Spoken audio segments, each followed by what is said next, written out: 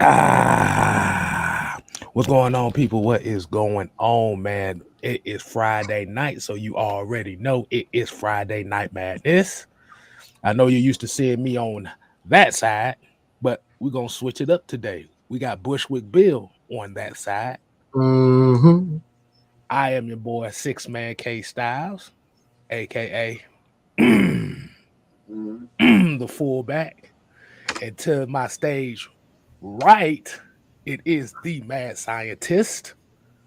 Bushwick Bill himself, Mad Mike Sports. What's good, homie? Hey man, it's time. It's time. It's Vader time. Hold on, you gotta do it right. Dun, dun, dun, dun, dun, dun, dun, dun. Hey man, hey, you know how we always gotta do it, man. Before we always start the show, what do we gotta give Mike? It's And the radio. roll call. As y'all already know, damn it, I ain't got my H2O, so it's sponsored by nothing tonight. We got Mr. Joseph Thornton, we got Tev Sports and Gaming, we got the homie Noah Tyndale, we got the unknown Jim. Appreciate you joining in. We got Silas Draven, Floyd Donnelly. Hey, we got Todrick Davis, we got Jerry Bowie. Hey, Coach Will's Sports Rant. Hey man, Matthew Boyd, Brian Peoples, we got ATL Leo. We got Andrew G, Dre Jungles, Pat Norris.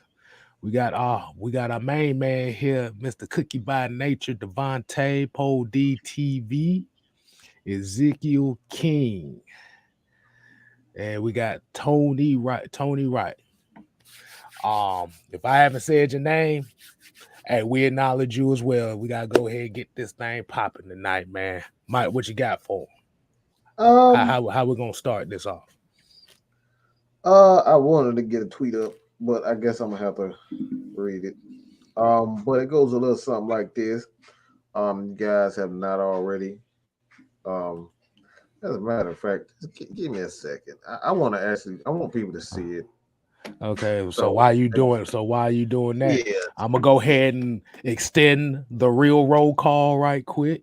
Um, we got the real, we got old chicken hauler, B tucking foes, we got Yeezy in the building, we got Nathan Floyd, Falcon, Bain 77, Jonta Rozier, Danny Doyle. But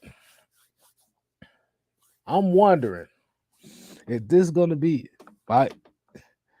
Hey, you see the ghost of Mad Mike. He has to do a silent appearance right quick. Um, you see that? How you gonna have Mad Mike up top and Mad Mike at the bottom?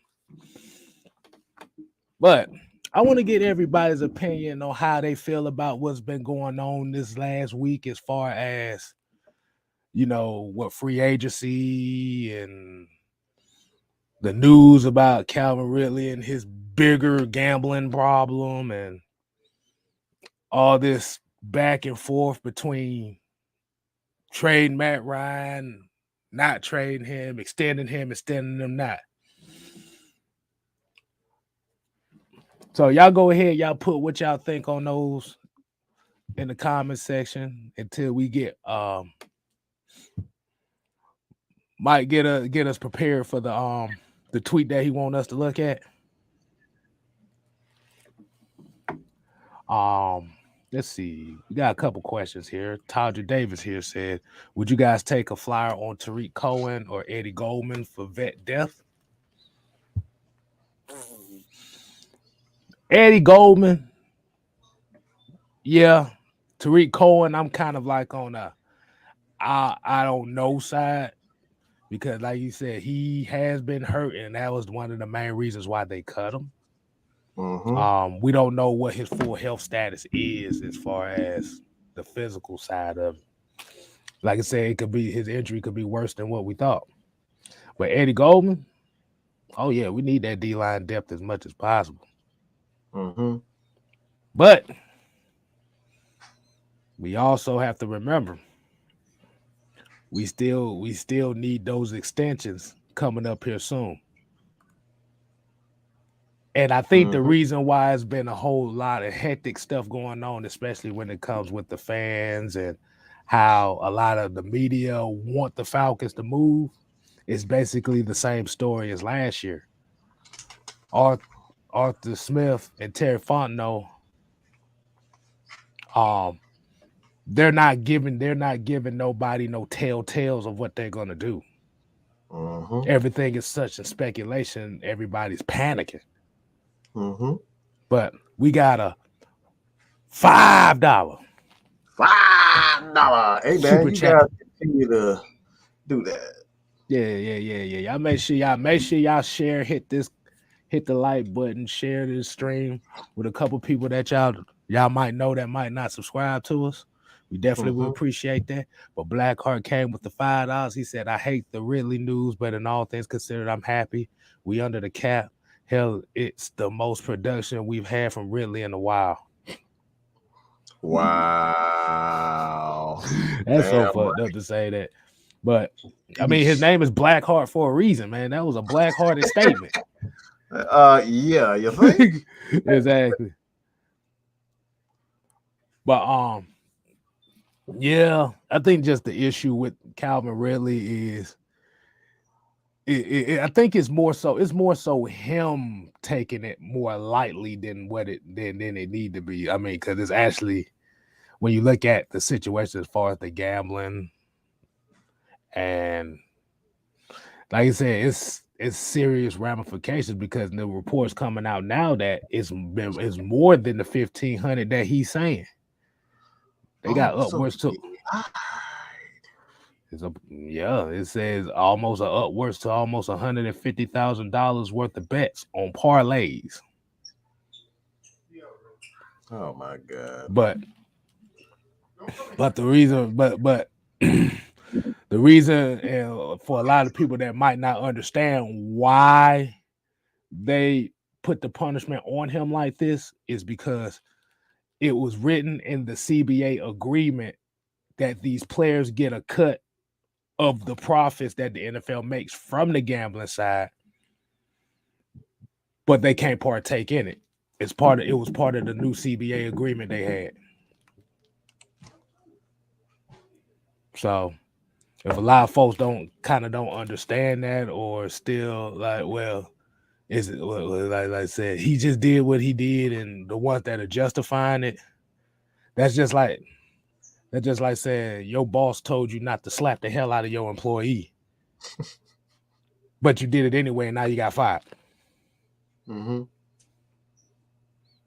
Oh no, I'm gonna put it better like this. Your mama told you don't slap your brother in front of company, and you slapped the hell out of your brother in company, and your mama whooped that ass for you doing it. This is pretty much kind of the same thing. It's Nah, rules, people. yeah, yeah, parlay cards. Everybody know that mostly parlay cards are usually side street type shit. I know. I've seen it. Let me just I wanna I gotta say this. All right. So I might have to cut this up later and make a PSA. So it's Right. about 9 minutes in. I just gotta say this to everybody. And I want to make this clear. We're talking about NFL players like Darius Slay. We're talking about people like Molly Quinn, that want to bring up everything, except for the task at hand. You can't go to fucking court, okay? We can't go to the damn court and bring up, oh, somebody hit me last week, when we're talking about a situation that happened yesterday. He don't give a damn about what happened last week.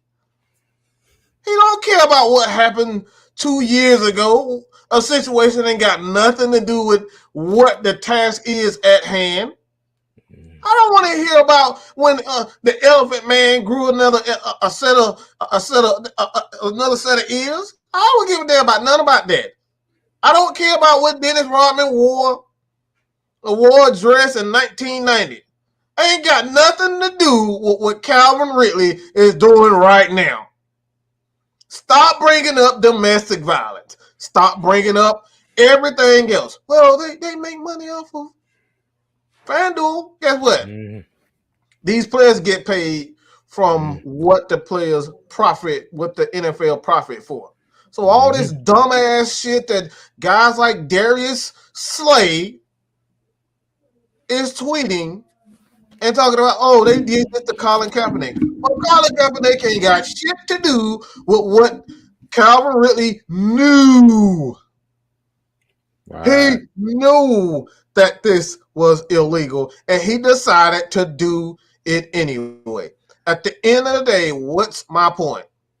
Stick to what the topic at hand is. Stop bringing up everything else. Stop being fucking snitches. That's what y'all are. Y'all some damn snitches. Mm-hmm. Stop bringing about what everybody else did. All right? Stop bringing up what everybody and focus on the task at hand. The task at hand is that Calvin Ridley broke a rule. I don't care about what the NFL policy is. I don't care about what the the justice system. I don't care about none of that. All I know right now is Calvin Ridley broke the rules. So at the end of the day, you gotta stop. Stop trying to bring up everything else and stay in the moment. The moment right now is Calvin Ridley. All right? The moment right now is Calvin Ridley. I don't want to hear nothing about what everybody else did. Because remember in one of the tweets, he literally said, "What I know what I did was wrong." That says everything right there. You knew you was wrong. And Weezy B here, he said, yeah, and I know this for a fact. Yeah, parlays are for amateur bettors. You're supposed to be a damn near expert. Ridley says you are a player. He probably didn't win anything, risking it all for rookie bets. Yeah, man, that's all parlay cards are. And they're talking, who cares about what? Look, at the end of the day, guess what? The Falcons care. Yeah, sorry, Bridget, but the Falcons care if he did something wrong. It ain't none of our business. Of course it does. Why? Because as fans, we got to sit up here and pay for this stuff. We got to pay for going to the games, pay for the tickets, and if his ass is doing stupid stuff, and I've already paid my $2,000, $3,000 for my PSL, guess what? You gonna give a fuck then? Right.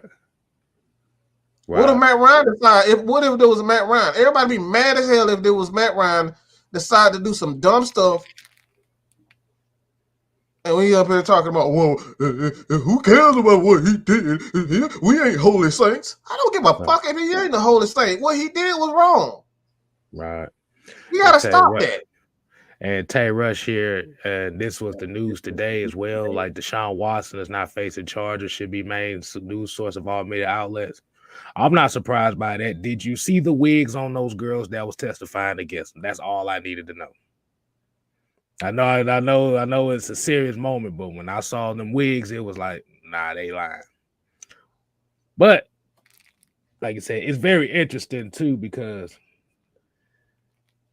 now you all because the Deshaun Watson trades have been circulating since last season.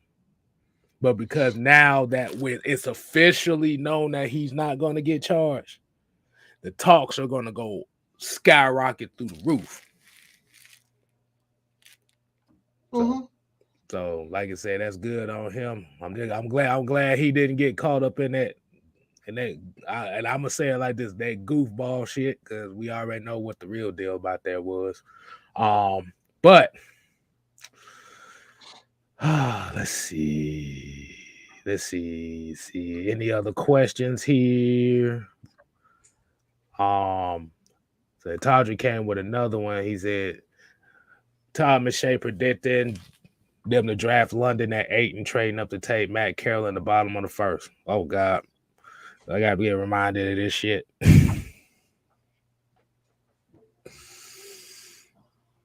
Why are we trading up for Matt Corral? Whatever the hell his name is. But like, huh? Did he just break an ankle or something? Like we gonna trade up for a guy that broke an ankle? Now, if they talking about getting a quarterback, you have to look at the reports as far as the quarterbacks they've been talking to the most. I haven't heard Matt Carroll's name mentioned that much at all when it comes to the Falcons.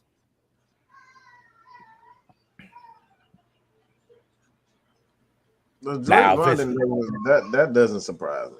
It don't surprise at all because he's essentially the number one receiver in this draft. But if you take a receiver, and I'm gonna just say it like this, for a lot of the people that may be looking like, well, I want a quarterback within the first 3 picks. If you get a receiver, you can't afford to get no quarterback in the first 3 picks. You have to essentially get pieces on your defense.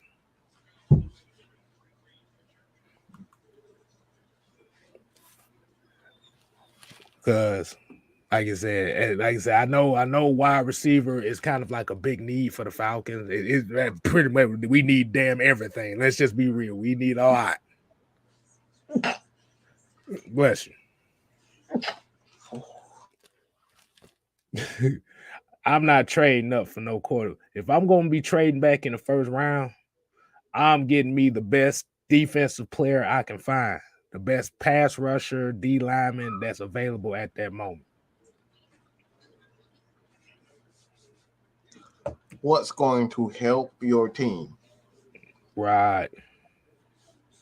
And no team up here trying to lose on purpose unless you Jacksonville every year. Right. Or the Jets, who they're constantly trying to look for a quarterback. No team in the NFL is up here trying to exactly lose on purpose. Exactly. And D. Coleman here said it best. I can't put it no better than this. When you need a lot, build the trench. Exactly. That's the safest way to go, man. Like I said, if everybody knows about war stories of ancient wars and stuff like that, about ancient sieges, you gotta get past the wall to get into the city.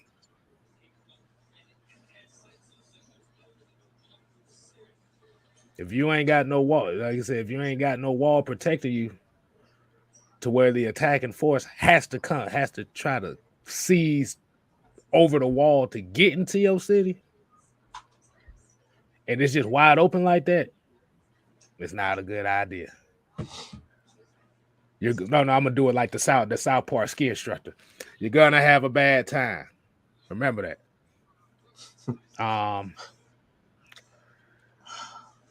Yeah. Defensive line and edge, like I said, that has to be the main priority if you're talking about a long-term change, a long-term investment. But again, why are we ignoring this? I don't know why we act like we can just turn the sliders down, turn them up, turn them down. When we don't have a dang on receiver. Who the hell is Matt Corral going to throw to? Exactly. Because remember, in order for you to trade back into the first round like that, you essentially going to have to give up your second round picks. So you essentially... Go ahead. I'm about to say, so you're building up your offense, but you're not getting the best players on defense neither. So that's why you have to have that balance as far as how you looking at this draft. That's why you don't really see a lot of people really talking. Now, like I said, if you're talking about more so trading back from that 8th pick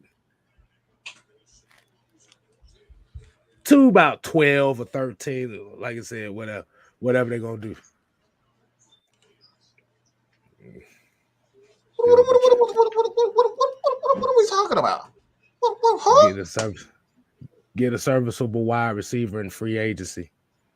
He's a free agent because he ain't no damn good. Hey, look. Hey, Mike, you never know, man. You never know. You still got to draft. You still got to draft a receiver, regardless if you get one in free agency or not. But he's still trash. That's why he's a free agent. You want to give a brand new quarterback some trash? What we talking about, people? I mean, bro, we couldn't get no worse than last year, bro. We couldn't get no worse. You want to bet? You want to bet? You bring their ass back. That's how it get worse. I got 1,500 on it, man. What you want to do on it? Y'all like I'm just baffled. Like I don't have a problem with drafting a quarterback, but we don't have no damn weapons. Who the hell he gonna throw to? Eliminate the kids again? Christian White? Yeah. Yeah. I like this analogy right here. Build the race car, then go get the driver. The driver. Perfect. We got another question here. It said, do you trust Terry and Art's drafting style by what we got last draft? Yes. Because if you essentially look at last year's draft, yes, it wasn't the sexiest draft. Like I said, you get Kyle Pitts out of it. But if you look at the playing time from a lot of these guys that was drafted last year, a lot of guys played significant snaps. Not many teams can say that. I mean, our team was already bad enough, but let's look at it. You had Kyle Pitts. We already know what he could do. Richie Grant. He, like I said, he's gonna have time, but he's shown flashes. You got Jalen Mayfield, who's gonna get better, moving from a new position to cover a position that was essentially a injury-plagued position this year at left guard. Drew Dahlman, we still got to see what that's about. You got Ogundeji. He get him a couple pass rush moves. He's going to be an excellent player for this team. He already can set the edge. He basically gives you what Steven Means gives you. The only difference is this dude can actually get to the backfield. Darren Hall, when he came in as a slot corner when they needed to, he played very well. We don't trust Kendall Sheffield with shit. Let's be real. Kendall Sheffield can't stay on the goddamn field. Most of the time, we forget he be on the team because he's in street clothes on the sideline. We think he one of the Tower Boys. Avery Williams, like I said, he had some fumbles here. Now, I ain't gonna say fumbles, but he had some hiccups here in the return game early in the season. But he started to get better, and you saw him get some snaps at corner as well. So that's another one of those, okay, if we need a body in there, we could put him in there. The only one we really haven't seen is Frank Darby. We see him on special teams. But if you look at how they drafted last year, they drafted balanced. It wasn't offensive heavy. It wasn't defensive heavy. It was balanced. You had equal number of offensive and defensive players. But the main constant is they drafted players in positions that we know were going to be free agents for this upcoming offseason.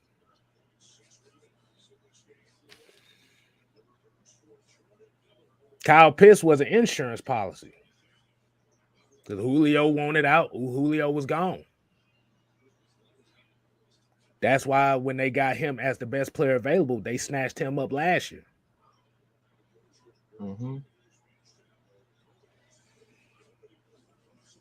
How you feel about that question, Mike?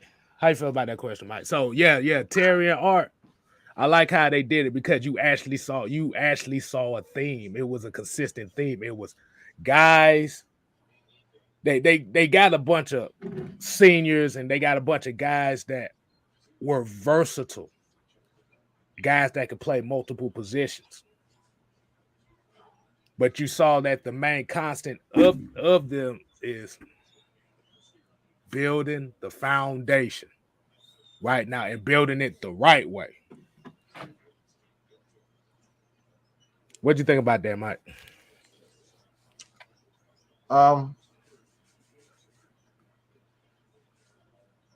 What people don't understand when we're talking about even rebuild, you still gotta have one particular thing. Gotta have that money. money. Who the hell you gonna rebuild with? A bunch of CFL players? Everybody talking about, we just need to rebuild. There's a salary cap. You don't just get rid of people and not pay them. You promise to do this. You promise these players a contract, a set amount of dollars. Mm-hmm. If you prematurely get rid of these guys, guess what? You still have to pay them. Right. So I know. Look, the biggest. Let's just call it what it is. Let's call it what it is. Everybody else see what everybody else got, and you want it too. Mama, I want a pop ticket. I want a pop ticket. He got one. I want one too. That's what the Falcons fans about. Jealousy. Mm-hmm. It went absolute ape shit when Seattle traded Russ. Man, how can we get him? They got 2 first-round picks for him. We can do that too. That's it. They had the money capital to do so. They already have money to do it. Because before that trade happened, they was already like top 7 as far as having cap space to make moves. So that cap hit they took from Russell Wilson wasn't detrimental to the team because they had a cushion enough to where they could take it. See, the Falcons don't have that cushion. They running on bare brakes right now on your car.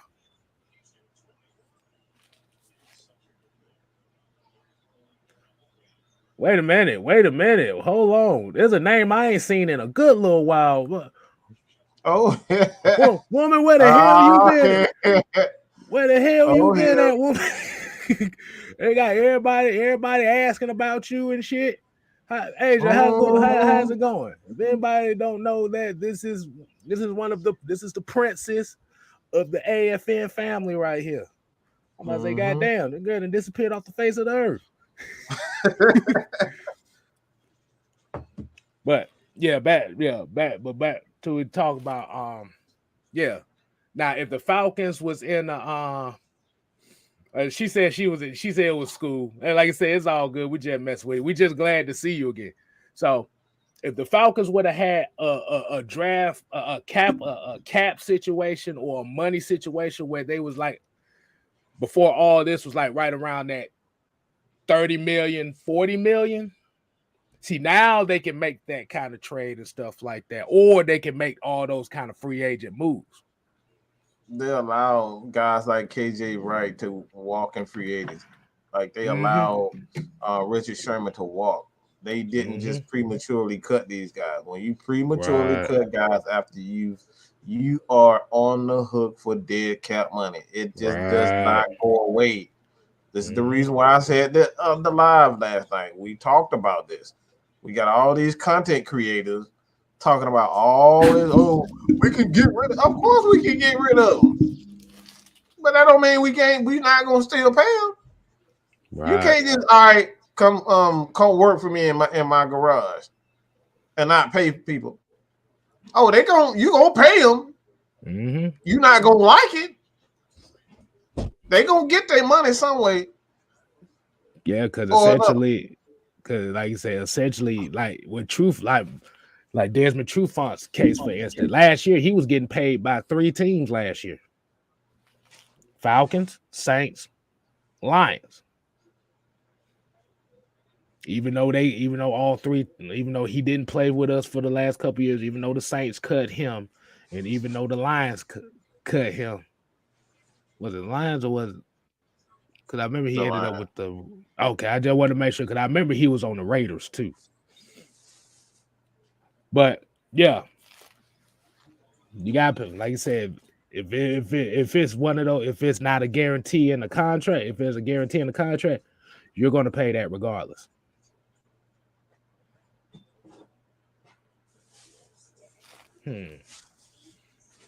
Let's see. Oh, look, Mike. Of course, Asia come back. Look who's coming in here, peeping his little eyes in here. Good gracious life. Ebony and ivory. Whipped. What's it? Juicy fruit. Evan here said, the Bears and Khalil Mack, they ate $24 million in cap to have a dude help another team. Yeah. That's essentially why the Eagles was in the kind of predicament they was salary cap wise as well, because they still had to pay Carson Wentz. Remember, they traded Carson Wentz 2 years after they gave him his 4-year contract. So that shit ain't free. No, it's not. But Noah said the Bears are in shambles. I mean, yeah. They paid $100 million for a defensive player and then brought another defensive player in there. And that defensive player ended up getting more sacks than he did. Exactly. What are easy talking about IRS should get on True Font's ass. Hell nah. Oh man, I like this question. Hold on, wait a minute. Before I get to that one, here's a comment here that's very interesting. It says, is it possible to give a player a high signing bonus to lower his cap when they first offer them a contract? That's how it usually goes. So signing bonus is a combination of things, a roster bonus and a signing bonus. So all that essentially is one thing. So that combine that with roster bonuses, and they combine it with obtainable stats. So they'll put a low stat number in, like 3,000, 2,500 or something like that. And most quarterbacks can get 25 if they stay healthy. So like that's how they kind of use signing bonuses.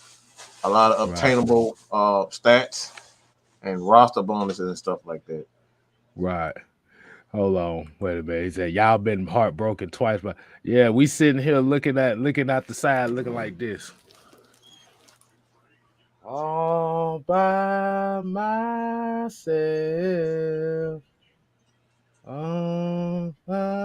With tissue and all that kind of shit. Hey,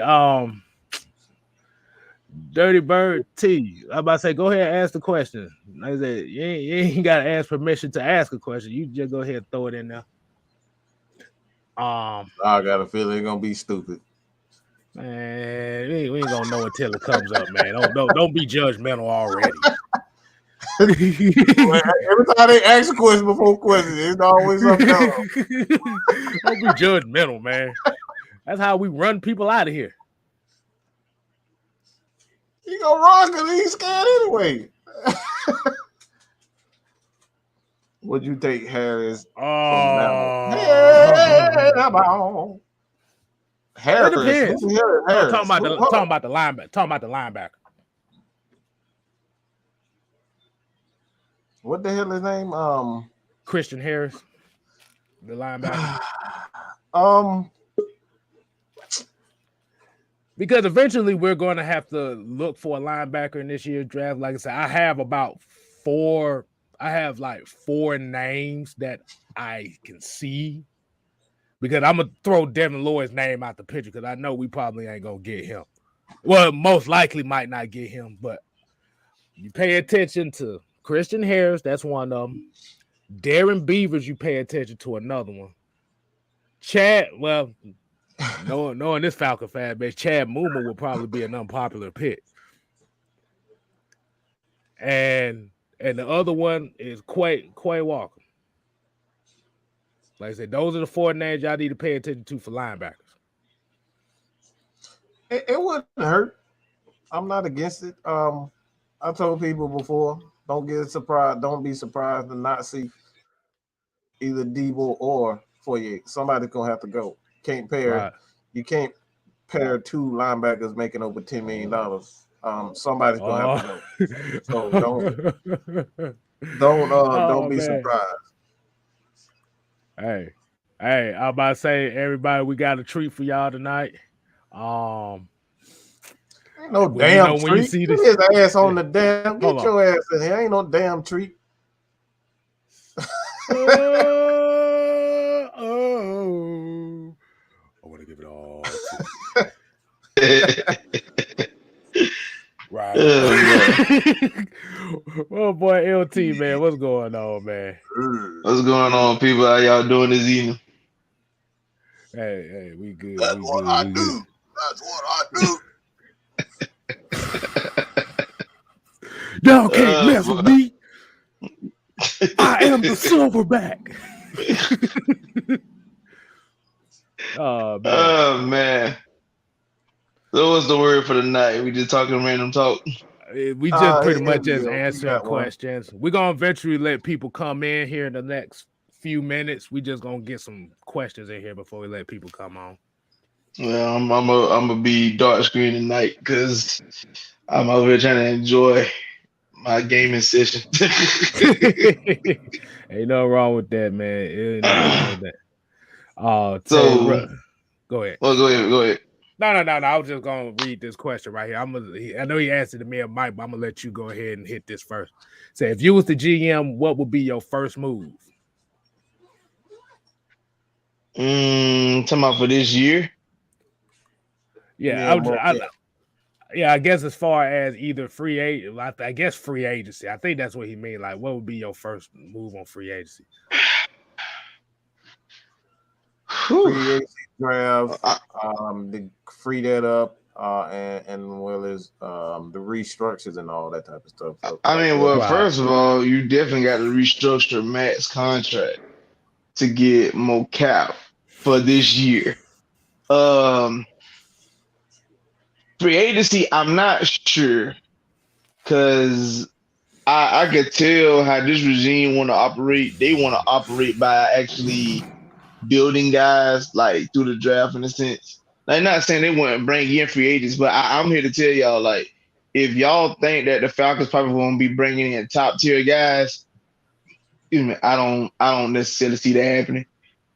They'll probably play a bunch of mid tier dudes to come play for the Falcons, then again spend all that money to bring in a top tier guy. Because one thing about football, everybody is more than just one person that's gonna make or break the team. You have to have a 53-man roster. So and then you also have to be in position to have next man up.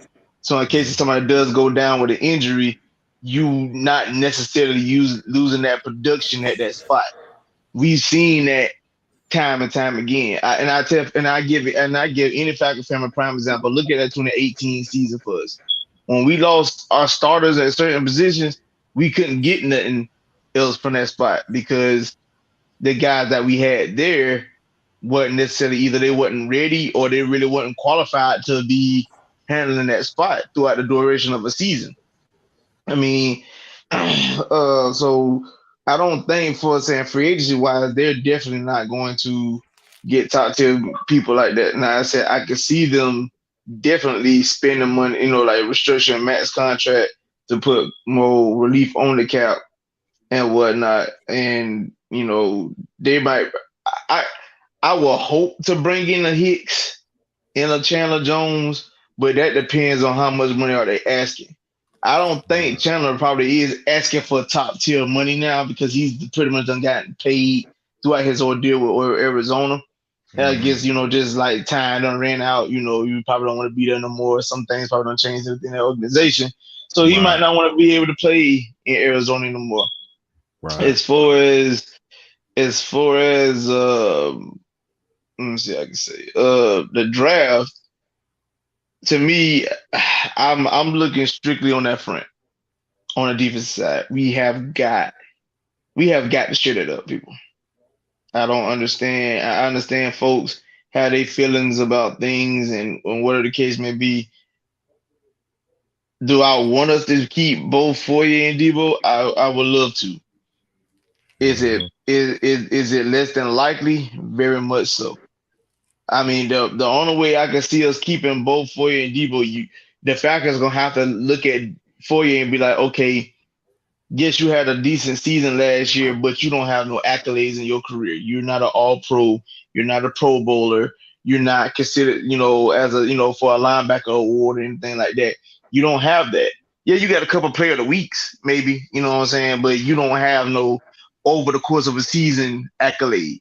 You know what I'm saying? So that could be their code, they could be their holding card where they can, they could talk to for you, like, okay, we want to pay you, but we ain't gonna pay you X, Y, and Z until you get the type of accolades that you need for you to get said money. But then you also know there are teams that's out there that are desperate for any type of help, so they'll go out there and they'll throw cash at him in order Mhm. for him to bring him to the team. The problem about that is throwing cash at him don't necessarily mean he's going to be successful where he goes.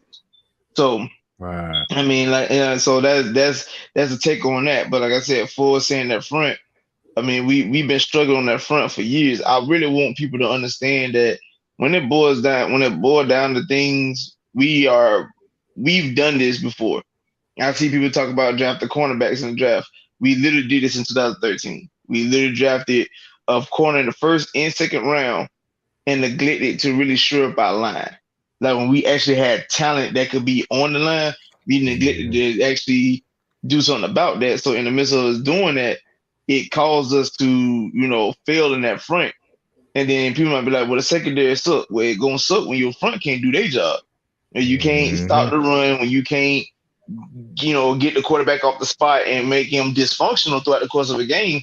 Yeah, you're not going, your secondary gonna look, trashy. Like people don't understand, like, you cannot sit here and say, "Oh, we grab two lockdown corners, this, that, and the third gonna happen." It's not like that, because one thing about defense is you're not gonna use the same scheme throughout the course of a game. Some plays gonna be man coverage, some plays gonna be zone coverage, some plays gonna be Mhm. blitzes. It's Mhm. some plays gonna be zone blitzes. You know what I'm saying? So you have Right. to know how to be able to play multitude of assignments and whatnot. It's not like this is why we keep using the reference. This is not Madden, because that's how Madden operates. They only give you basic ass assignments, and that's not how football is. That's not how football works. So, like Right. I said, I mean, the fact that we allowed 2,200 yards rushing on us last year, and on top of that, we only sacked the quarterback 18 times. Mm. Like, you cannot sit here and tell me that you want to say, okay, we allowed 2,200 yards rushing, we only sacked the quarterback 18 times. Let's draft the cornerback. There's no logic behind that at all. That literally says fix your damn trenches written all over it. And like I said, getting back to this $10 super chat by Andrew G. He said, "How would y'all feel if we brought in a guy like Randy Gregory? He only made $1 million with Dallas last year, so maybe they can get him cheap." It's all, like I said, it's all going to depend on extensions. It's all going to depend on what they do as far as the freeing up as much cap space as possible. I mean, like I said, even right now, we really don't have enough money to even sign our draft class. So Right. a lot of these moves that we look at, that okay, maybe they can make these, maybe they can make that, maybe they can make that. Mike just said it earlier. Money, money, money, money, money, money. You need money in order to make that happen. Because I know he said he made $1 million with Dallas last year. Yeah, that's about all we got right now. About about 1 3-4 million. million. So A we have to cash kid ain't nothing but a million. It goes exactly. on and on and on. Woo. But like I said, also shouts out to Bridget, Kelsey, Shane Elliott, Triple G, Nuka ATL, Carrie Calamia, Eric McDowell. Appreciate y'all joining us here. Here's another question that I saw. Shane Elliott said, would you extend Matt's contract to where he is 43 years old, but will free up 20 million in cap space these years? Would you do it, but have to keep Matt until he's 43 years old? mean, yes, even if you do keep him till he's 43, they got a quarterback in mind that they're going to develop within that time, even if they give him the extension. It's not like it's going to be one of those cases where they're just going to extend him and then let it be all. I could be wrong about the situation, but I don't think the Falcons QB won't be in the draft for probably like another 2 years. This guy they probably would want to take. I mean, like you said, we don't know. Like I said, they might want somebody in this draft. They might want somebody next year. We don't know. But what you're doing is you're by doing that, you're essentially building the team. This is what we talk about: build the foundation. LT just said it: 2,200 yards rushing allowed, 18 sacks. I just got a question for the people. What's wrong with us building the trenches? Why are we so hungover on trying to replace Matt so bad? Why are we trying to go with this flashiness on trying to get big time receivers? We've been doing this. I mean, I'm asking a general question because we've been doing this literally for the last decade and it has not gotten us nowhere. Whether y'all want to believe it or not, this is literally what we've been doing. Having top tier talent everywhere on the team except what we needed more.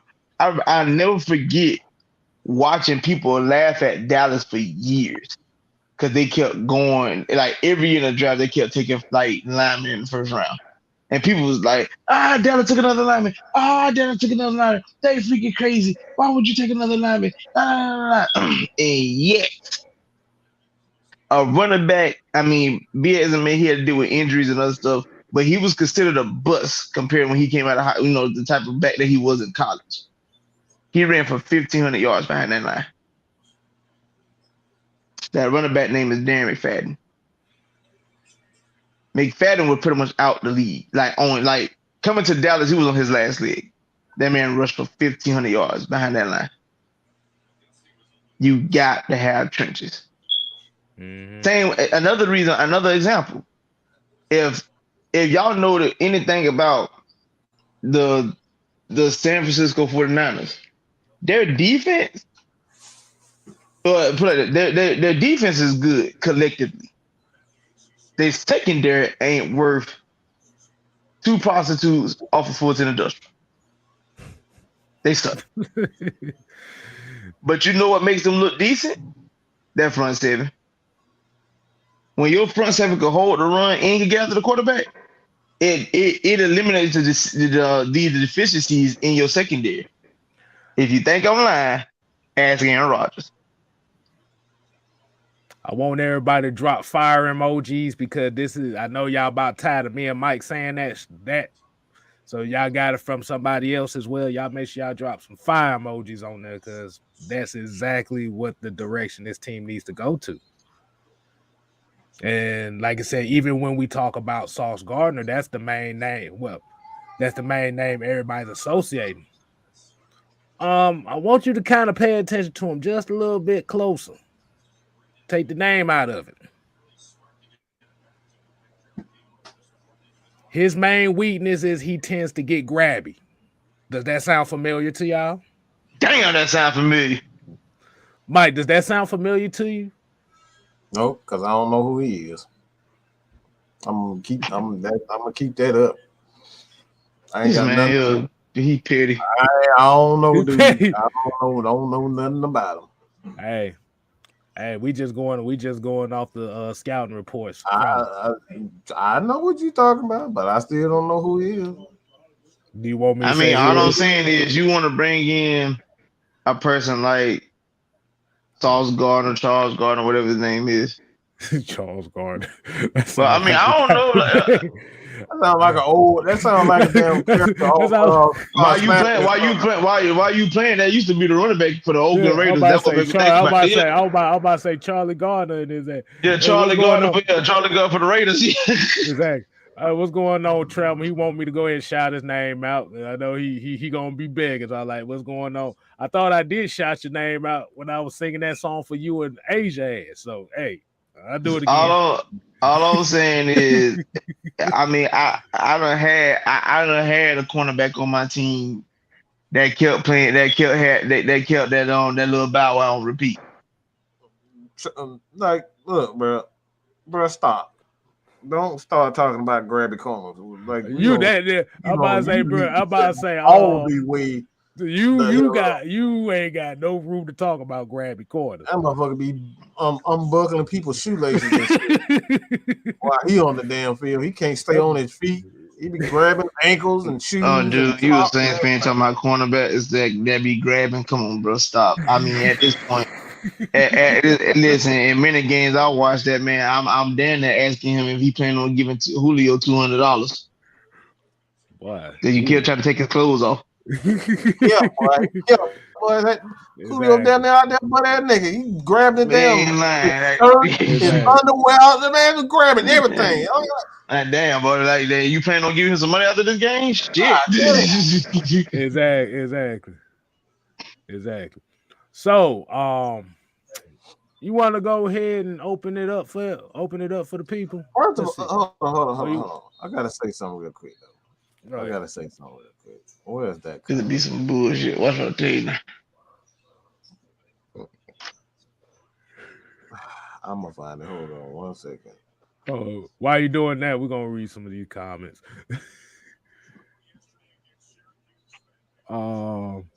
Let's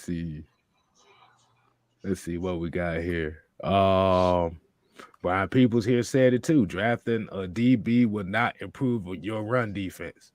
The only DB, if the draft in the top 10 that can improve your run defense would be Kyle Hamilton, only because you can plug him in as a sub package linebacker as well. Mm-hmm.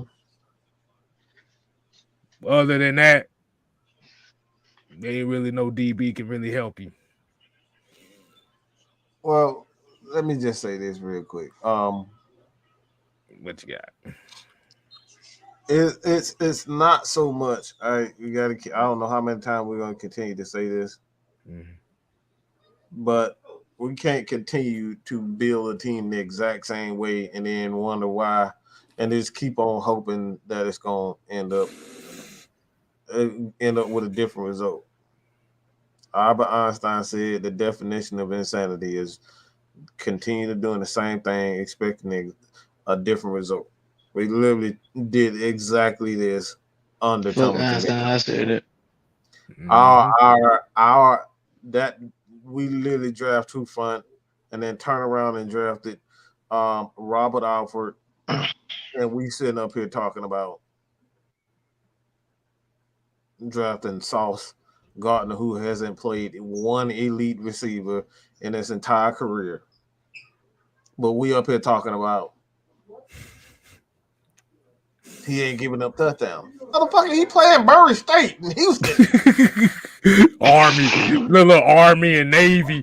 Army and Navy, y'all talking about he ain't giving up a touchdown. Of course. He ain't even had no damn about it. Motherfucker got here guard receivers at Middle Georgia College.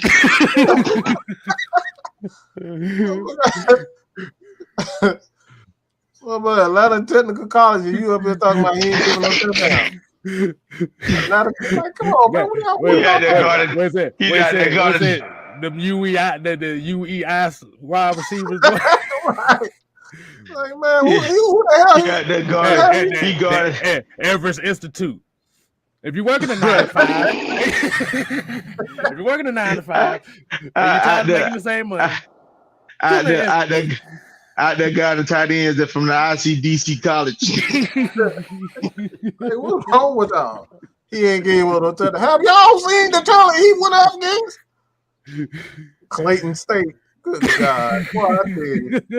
I'm saying though, when he actually saw talent, look what happened. He got roasted and toasted in that game against Alabama. Man, they dusted his ass. Come on, bro. He did a good job again. Jameson, what? Huh? That team still got their ass whooped though. They didn't need to attack him. They didn't need to go at him. They was already out of the game. Vlad Tep is talking about Chattahoochee Tech. Come on, bro. Hey, look. Travel even said, man, he saw dude be locking up all them Division II receivers.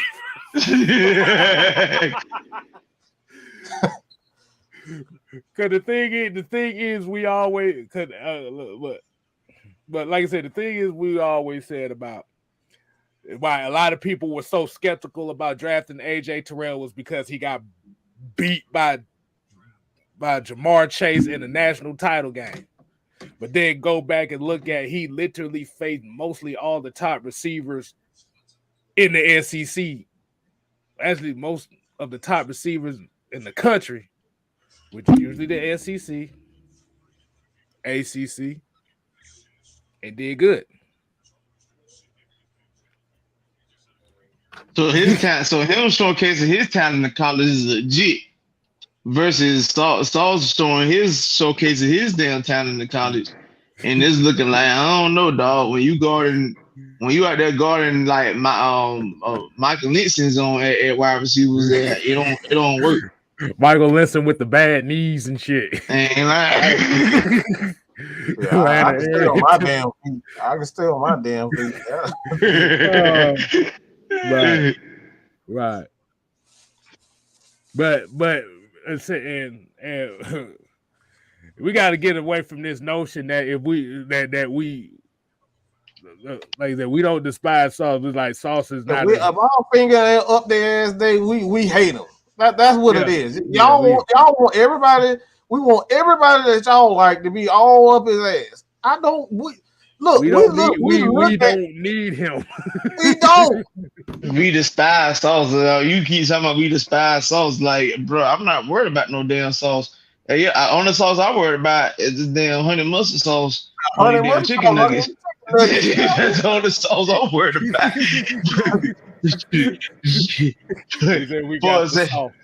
And I ain't worried. That's on the sauce I'm worried about. I ain't worried about those cornerback. Like, bro, like again, you talking about we despise this, man. What about this front? You still ain't telling me about this front. Yeah, that front seven on the defense has not been good. Like, what we gonna do something about that? We more worried about getting locked down secondary than getting help for Grady Jarrett. Thank you. I mean, your secondary gonna lock down when your front seven can actually gonna do something at the front. When they can push the line of scrimmage and force the QB off his spot and force Aaron throws, your secondary gonna look elite. Mm-hmm. Lord have mercy, boy. I just refuse to. Wanna know how I know? I feel comfortable calling another man sauce. Like, huh? It sounds weird as shit, though. I don't know.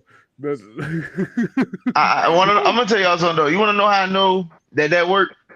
If anybody know anything, because of course a lot of y'all don't know because y'all was big fans of Mike Vick and everything. I understand, which I respect that. I mean, I'm a fan too.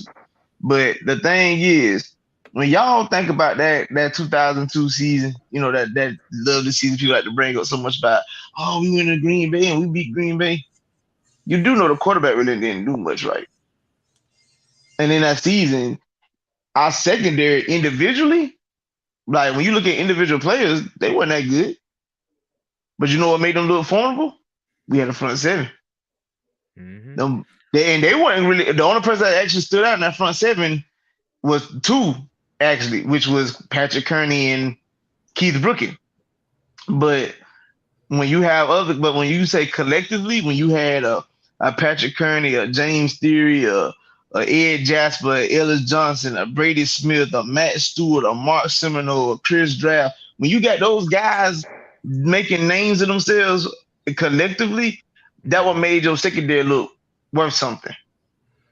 So with all them picks that, big play Ray used to get and Keon Carpenter, rest in peace of my dog, Jared McBurrows and Ashley Ambrose when they was out there getting turnovers, and they out there passing that magic.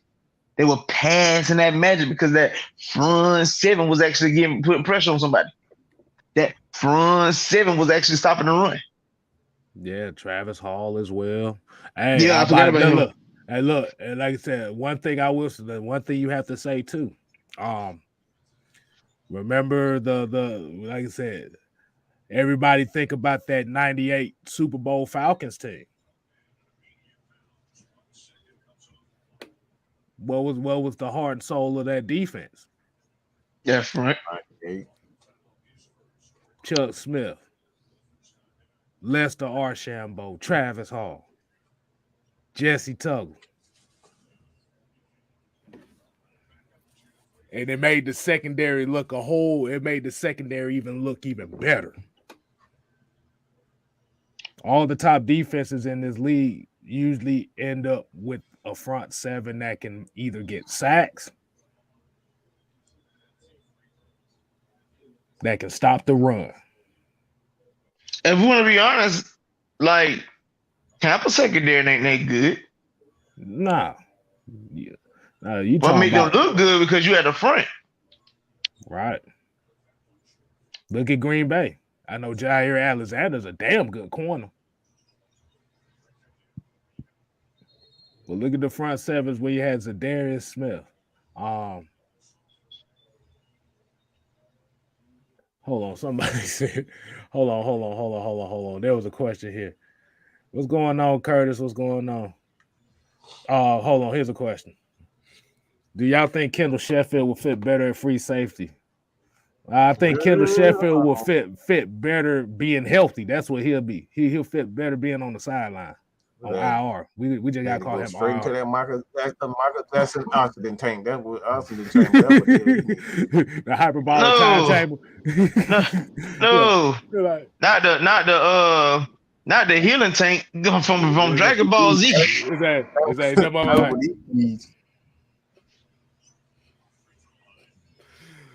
He'll had a only hydraulic tank that's exclusively for legs, because that for some damn reason that boy can't stay healthy for nothing. I mean, I'll be honest with you, he a track star, so I could kind of expect that. A lot of people don't know, boy. If you a track star, them track stars always suffer like a lot of leg injuries. Mm-hmm. Here's a question here. Said people are still shell shocked over drafting DN because of Tack and Vic.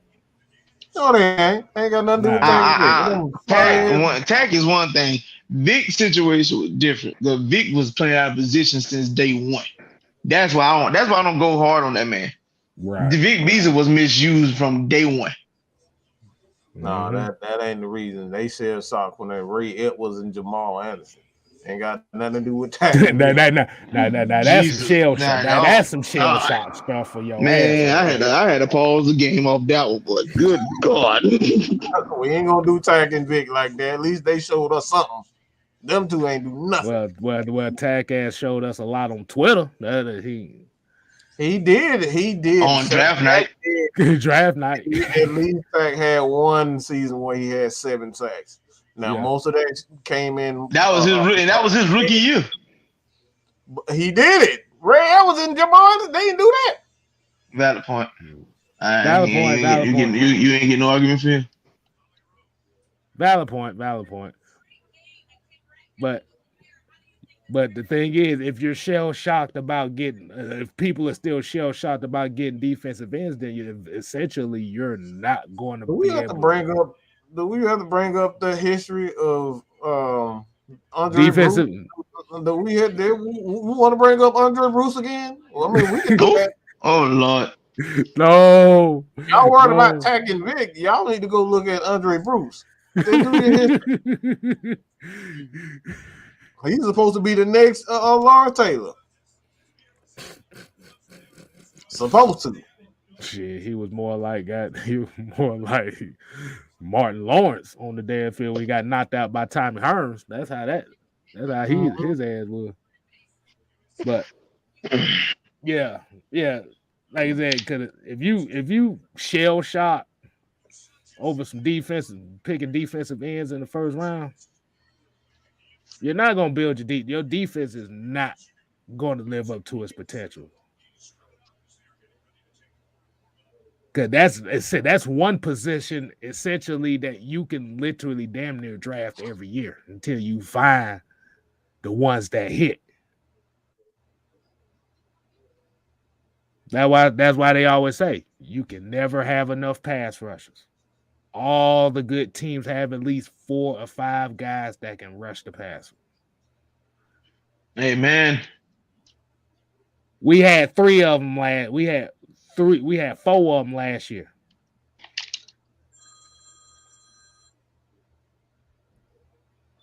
Two middle linebackers and Grady Jarrett, and you had Dante Fowler, who got 7 sacks,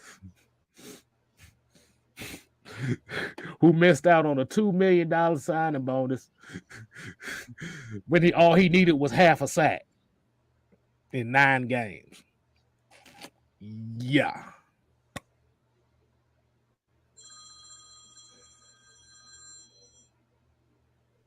Absolutely atrocious. You talk about Jamal. Somebody said Jamal Anderson. They passed on Darrell Reeves. Hell, you got to remember. Remember, Patrick Willis was in that same draft. Yeah. Oh, here it goes. So we've been passing on talent in the draft for years. Right. Now I will say this. Now I know because I think like the same draft that we took like Pierre Jerry. I think like right after him went Clay Matthews. And a lot of people might be like, well, we could have got Clay. Yeah, we could have. Right. Problem I have about now, here's the issue that I've been wanting people to understand I have with the situation. How do we know he would have been successful playing for the Falcons? Right. I say that not to be no hater, but you know, people have to understand we always had issues with developing talent. So would Clay have been the guy that we saw Clay Matthews turn into if he was a Falcon? Or would we have been calling that man an absolute bust? You don't know. That's what I say. It's all dependent on the system regardless.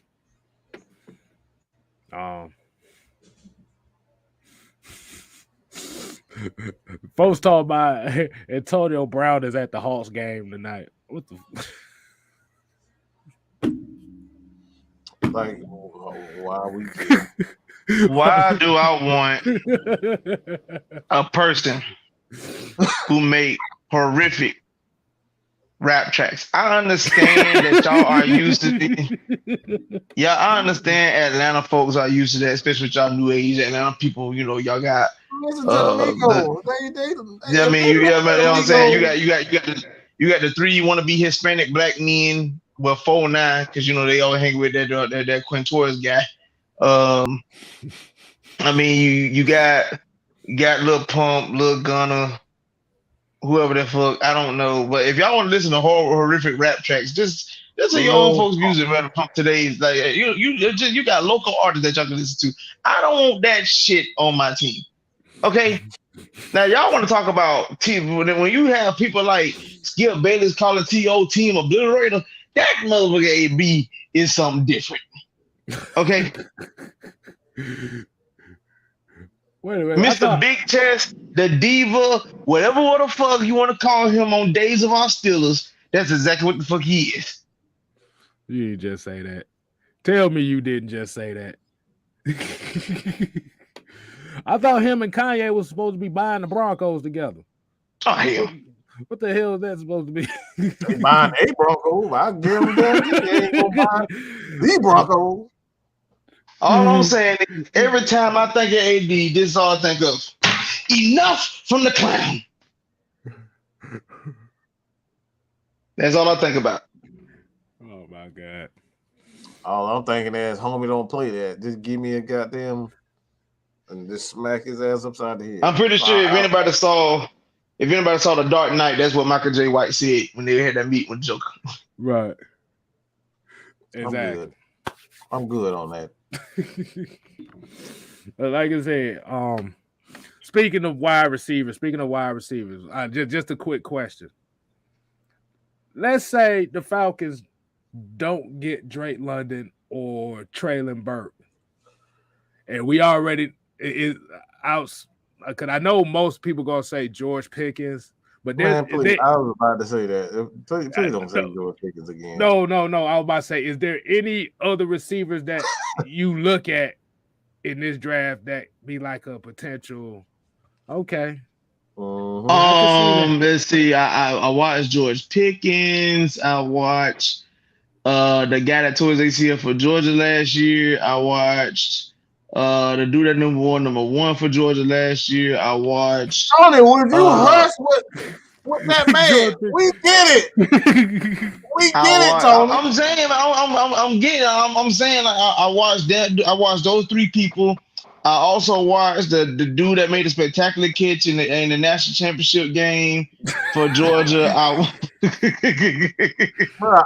see Christian Watson and George Pickens one more again. Okay, that was the same two names we see on Kevin channel, on my channel, on just.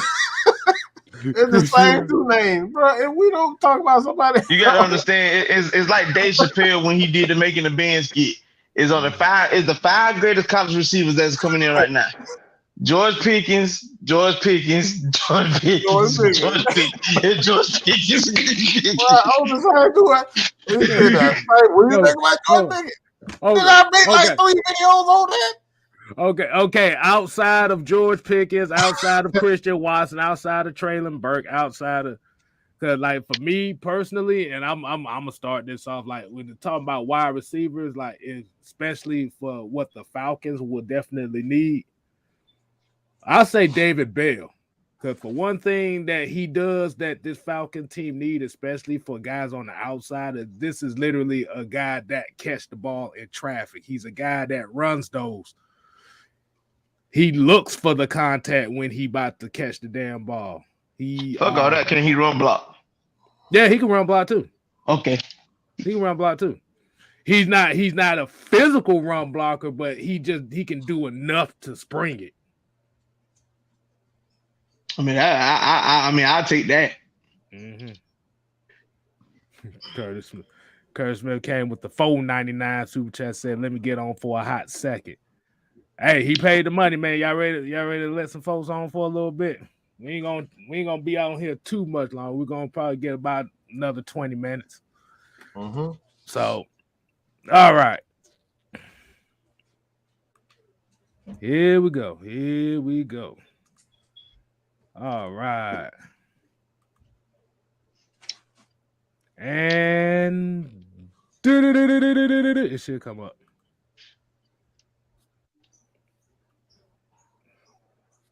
So we got the links out here. You want to chime in on it?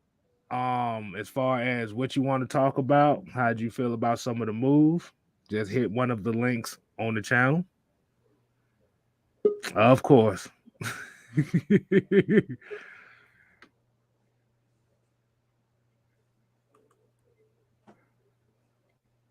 LS, what's going on, man?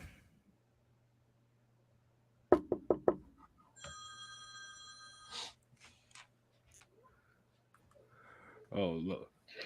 Hey, I heard, I see that on the news, right? On the Falcons fan page on Instagram. They be talking like, it seems like they restructured my line. Yeah, I see that. It was retracted. It was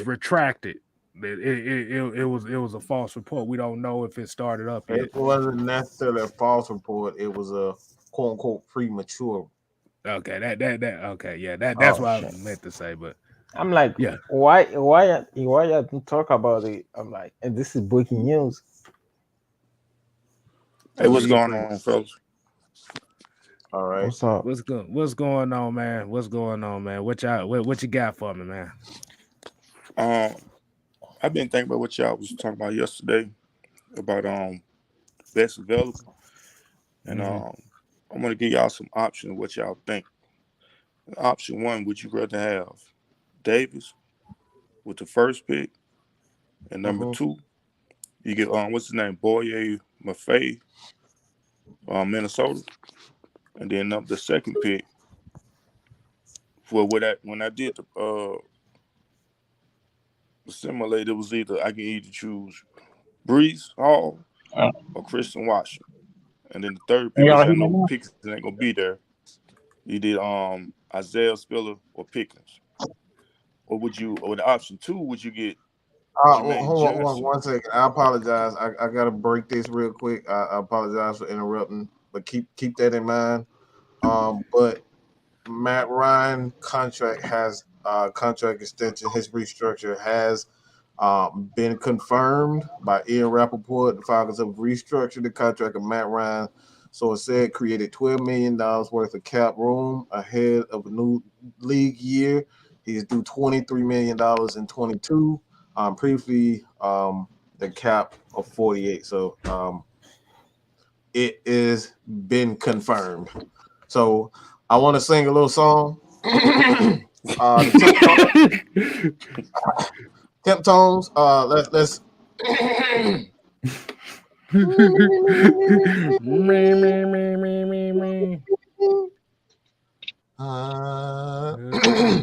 That's not good. Well, hold on. Wait.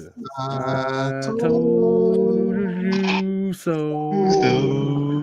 I told you so. Ooh yeah. Ooh, yeah. Ooh yeah. All I need now is my leather jacket. I got a question. But What the fuck this song mean? What the fuck was Yeezy, this? go to sleep. Go to sleep, Yeezy. hold on. Just go to sleep. Yeezy, we got. I gotta holler at you for a second. All right, we're Yeah, gonna yeah. hold on. We're gonna get Kurt. We're gonna get Kurt. But yeah, I had to break that real quick. But Kurt, You good? I apologize, bro. We had to break that news real quick. Right. You good. So base option 1, I'm just gonna. Would you rather get the defensive tackle, then the pass rush with the second pick, or would you rather get Jermaine Johnson and Travis Jones, or trade back? It depends on where they go. Because like I said, even if we're looking at 8 right now, it's not really a guarantee that they'll pick at 8. I know for me, Yeah. Either way, like I say, either way, it don't matter. Either way, as long as they hit both of those, you gotta get the best pass rusher you can or the best defensive tackle. Let's see. But Before you continue, y'all have a good one, because since this news done broke, it's time for me to have fun on Twitter. And antagonize some people. Y'all be good. oh god. But let me Yeah, see. 'cause I Hold was on. just Let me answer your question like that. Let's see. Would I rather have Jordan Davis and a pass rusher, or would I rather have Jermaine Johnson and Travis Jones? Yeah, that's hard though, because you really need both of them. But that's why I was talking about as far as what you value the most. Right. Do you just need a big guy in the middle, Right. where you can get like a what's his name, Ridgeway, right, in the middle, and you can get a wide on the outside. It depends on like, okay, what I can do good Right. with. Okay, I don't need a A++ guy or A+. I can just have a C guy right here and a B or a C A guy right here. And I need a A guy on the outside. It just depends on how, as far as his scheme and what he needs as far as players, what he's looking for. You know what I'm saying? Can I still do with Anthony Rush and just get a wide on the outside? And then you got a Jermaine Johnson or something like that. It's not even that difficult. Like we really making this a lot difficult than what it is. We already got an A+ pass rusher. You put a big guy next to him, so you force them to have to double team that guy and not play Grady Jarrett so close. You automatically increase your pass rush, and then you go get two C+ guys, whether it's in free agency, in the draft, and you got a rotation. So you got to take the pressure off of Grady Jarrett. Grady Jarrett is an A+ pass rusher penetrator. He can get in the backfield anyhow you want it, any way you want it. But again, like we just looking too deeply into getting immediate rusher. That's the thing. We already got an A+ guy in Grady Jarrett. So what are you gonna do? You bring in a guy that's gonna force the other teams to, play him more Double one-on-one. team him. Right. Yeah, so now you Right. got to pick and choose who you gonna double team. You gonna double team Davis or you gonna double team? Mm-hmm. Right. That yeah. So the only thing that you'll be thinking about now is, do you just go ahead and get him at 8, or do you want to trade back a couple spots? Because if you want, if Davis is the guy you want, you're going to have to take him at 8 because you don't want to take that chance. Yeah. Yeah, I like because at the rate that it's going right now, like if you go off the Pro Football Focus rankings for Jermaine Johnson,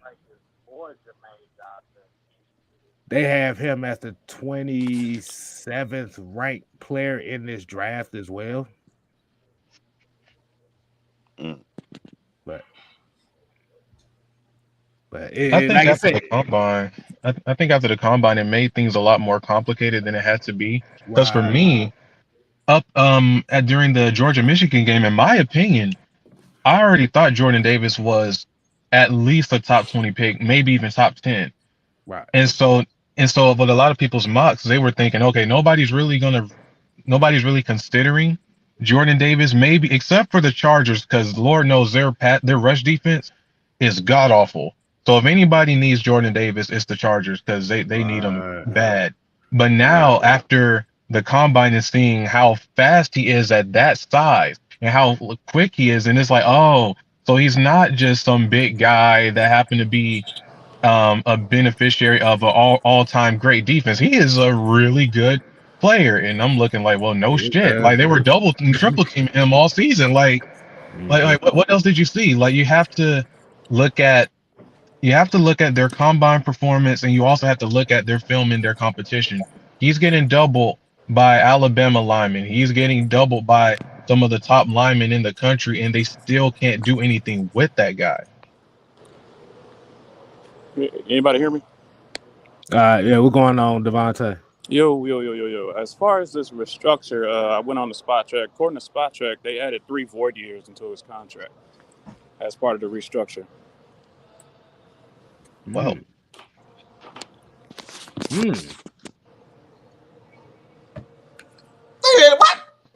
Hmm?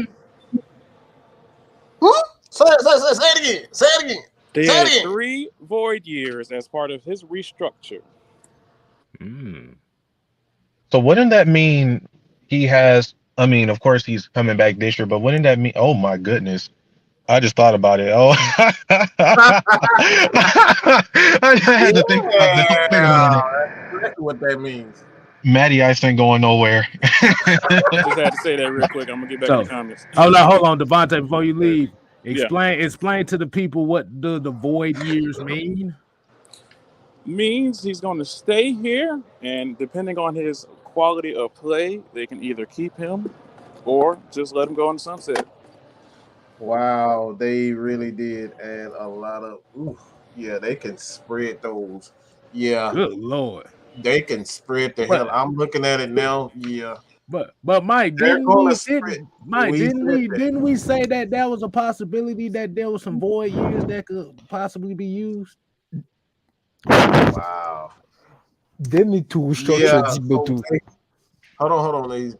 So basically, what this means, all right, and so they restructured, they added years to it. So basically, what that means is a year by. It's almost exactly what happened with Tom Brady. What it does is with the how much is it? It's 55 million. It's 36 this year, and 46 next year. They can, based on each year, if they feel the need to bring him back, if they have yet to bring a quarterback in that is up to their standard, or who, if he doesn't develop the way that they hope, they could continue to add him up to year 2026.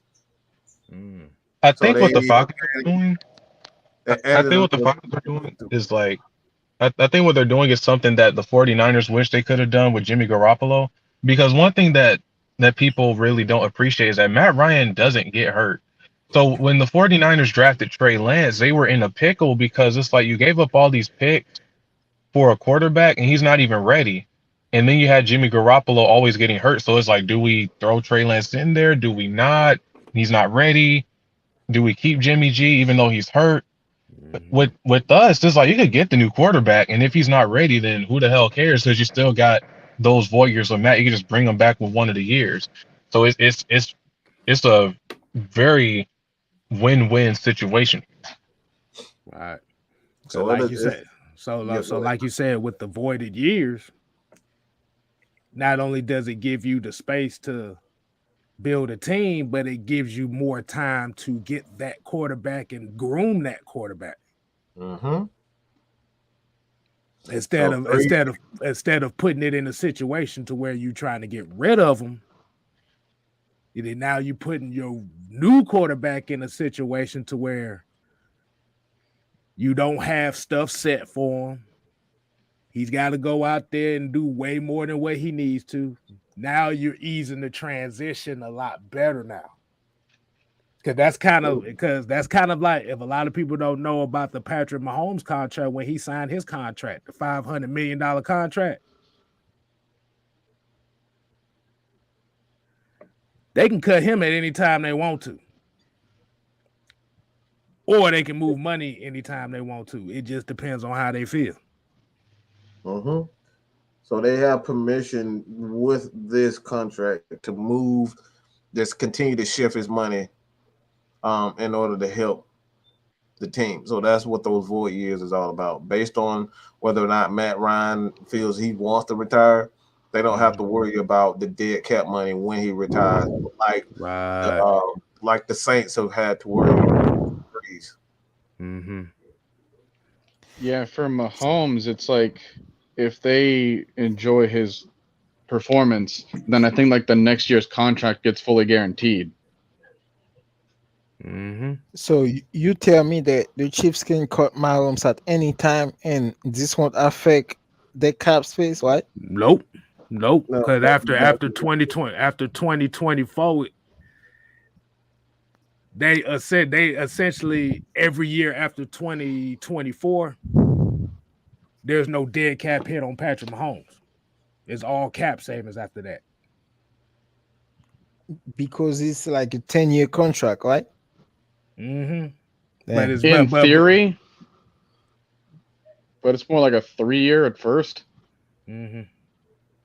What voidable years? Voidable years is just permission to move the money, if need be, when you need it. So that's what voidable years based in, and based on how much money it is, the cap number, the debt cap number would kind of shift each year. So it's just based on where and how they want to shift the money. Right.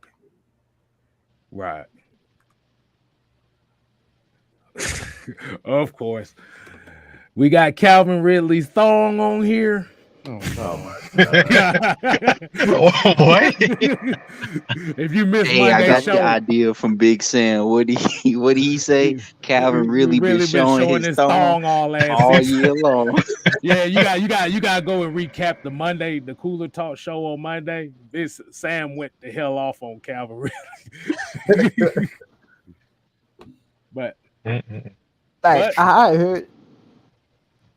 But the thing that, like I said, what makes this interesting is, like I said, even with this restructure, like I said, you still have other extensions that they can use, and maybe you can keep a Foyer with Deion Jones. Mm-hmm. They have to restructure the book. They have to restructure the book. Well, also Grady too. Grady as well. So basically, he got both an extension and a restructure, basically. Pretty much. It's just that the extension is considered the voided year. So. Well, Dwayne B is going to become a Saints fan now. Oh yeah. I kind of thought he already was.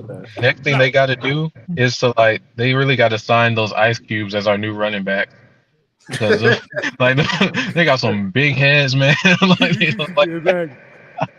them Matt kids. You know, if they Matt taking hits like that, you know that. Mm-hmm. Can I say something too? Go ahead, man. What you got? So, some new information came out today, and it just keeps getting worse. And I don't see that same energy. This man done lied to y'all 4 times, bro. The man lied about mental health. He lied about he couldn't be able to watch football at that point, even though he was at the Chargers in the SEC championship game. He lied about only betting $1,500, and it comes out that he betted $36,000. He bet $36,000, and 2 of the games weren't even Falcons games. So what kind of idiot would bet $36,000 for $11.116 million for his 5th-year option? What kind of idiot would do that? This man lied to y'all 3 or 4 times. Only Calvin Ridley. And then you messed up the opportunity for us to get a 1st-round pick from the Eagles. Mm-hmm. This man lied to y'all 3 times, bro. In 4 days. Not even. It ain't like if he got traded to the Eagles are like, oh, we're not going to pay your 5th year. You are going, whether you were traded or not, you are going to get your $11.116 million. Regardless. And I saw a bunch of people. And I saw a bunch of people out there like defending that dude. Like they be talking about like, oh, NFL is not sanctioning like player who do like domestic violence on women or like on child and shit. I'm like, this ain't got nothing to do with Calvin Ridley. Doing domestic violence ain't got nothing to do with the NFL. That's federal. The topic at hand. Yeah. What we talking. But betting on games, you cannot go to jail just for betting on games. That's NFL rule. They have to suspend you. All those people like Darius Slade Jr. and Malik Kern, they're fucking idiot, man. That's a lot of money, though. Like I just can't get past that $11 million. And that was like at least. Here's the thing. Some people want to say, well, oh, Calvin Ridley, you know what I'm saying? We asked too much of him. We asked him to be like Julio and run those routes, and he's getting paid like Harry Douglas. Well, first of all, I remember in training camp in OTAs, he said he's ready to take over and be that number 1 receiver. And number 2, it's not our fault you graduated high school at 21 years old and came out of Alabama at 24. So how is he going to? Okay, so you can't. I'm trying to figure out who decided it was a good idea to put on the expectation that he would run routes like Julio, because I've never seen Calvin Ridley, even when Julio was there, run a slant route and actually run it all the way through. Because he'll run a slant, catch the ball, and then run around and like do donuts in a circle. No, he's the real deal at running routes. He's absolutely the real deal. His problem has always been physicality. He can run every route on the route tree. Someone said, but with confidence, that's the difference. He doesn't run it with confidence going over the middle. But when he's in practice, that's not a route that he can't run. He's that good. That's why this hurts so much, because we literally lost a great receiver on some dumb shit. So someone said that Calvin Ridley graduated high school at 21, right? Hey man, this should be a red flag. No, we're not doing that. We're not doing that. We're not gonna get on his like everybody has different learning disabilities and learning the way they learn. We're not gonna get on. We don't do that. We're not gonna pick on that man like that. I'm And not. I wasn't even doing it, Mike. I was just specifying the fact that he came out of college so early that he won't get a payday till he 30 years old. That was the point that I was making. So if anybody think I was taking a dig at Ridley, that's not what I'm saying. What I'm Right. saying was it's not our fault that he came out of school late. You know what I'm saying? He's still on a rookie contract. And my thing is, what people don't understand is not everybody's Antonio Brown, where you could do dumb stuff and get paid even more money for it when you come back. Right. So like, Right. so Ridley's is he 28 or whatnot? So this will be his year 28 season with the suspension. Mm-hmm. He comes back and we have no idea what kind of shape he'll be in for his 29 and so on and so forth. If a team decides to sign him, and if they do, it's not going to be for that crazy amount of money for someone who, in my opinion, is the best route runner in the league by far.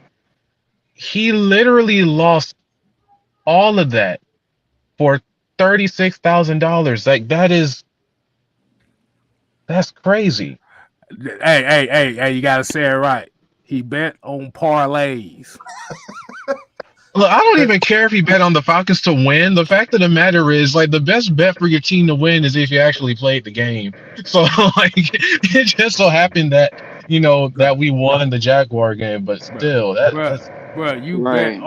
bet on parlays, bro. You ain't even betting on the real shit. And I appreciate you for clarifying that nipping that in the bud too, Mike. Yeah, we're not he doing. bet on Uno car. That's a bit too Yeah. far right there. We don't pick on people as far as they're learning. Yeah. Like again, it's like people have learning disabilities and whatnot, and some people just are better in areas than others. So Right. we're not doing that, man. Right. Jerry, what's going on, man? Hey, what's up, fellas? How's everybody doing today? Ah, man, we We good, doing man. good. How about you? Good. Man, doing good, man. Doing good. So I just want to ask everybody about their first pick. I know a lot of people have been kind of debating on whether we should go in the trenches or we should go with the secondary or trade back or whatever. I just want to ask, what do y'all think? Do you have like that person that preference of who you want them to take at 8 if they didn't trade back? Me and Mike on the same page. I'm pretty sure everybody knows who we want at 8. So Right. I'm gonna let everybody else speak. Well, we can kind of we ain't gonna worry about what you two, because I'm gonna say it for you. They saying Jordan Davis. Like Excuse me, KStylzz. I don't mean to interrupt you, but ATL Leo, that's not true. Calvin Ridley bet on the Falcons to win, but there was 2 games that he betted on that didn't involve the Falcons. The only thing he bet against the Falcons was Matt Ryan taking the 3rd down sack in the 4th quarter after he got the unsportsmanlike conduct penalty. that was a prop bet right there. That's what we call them, prop bets. I just had to clarify that, but you can go ahead, KStylzz. My bad. Shit. That kind of lets me know that he was paying attention to the game at his own spot and was willing to quickly place that bet. Yeah. That's not something that would just pop up like before the game would happen. See, that's a situational bet. See, like I said, now the question is going to be is now everybody's going to be looking like, how long has he been doing this? Because or is he the only one? Oh, we know he ain't the only one. Oh no, he ain't the only. He ain't the only one. And actually, he's the one that got caught. Pretty much. That's what it is. In KStylzz, I saw another report too. They didn't say it was just the NFL. They said different sports. So that's an eyebrow raiser too, bro.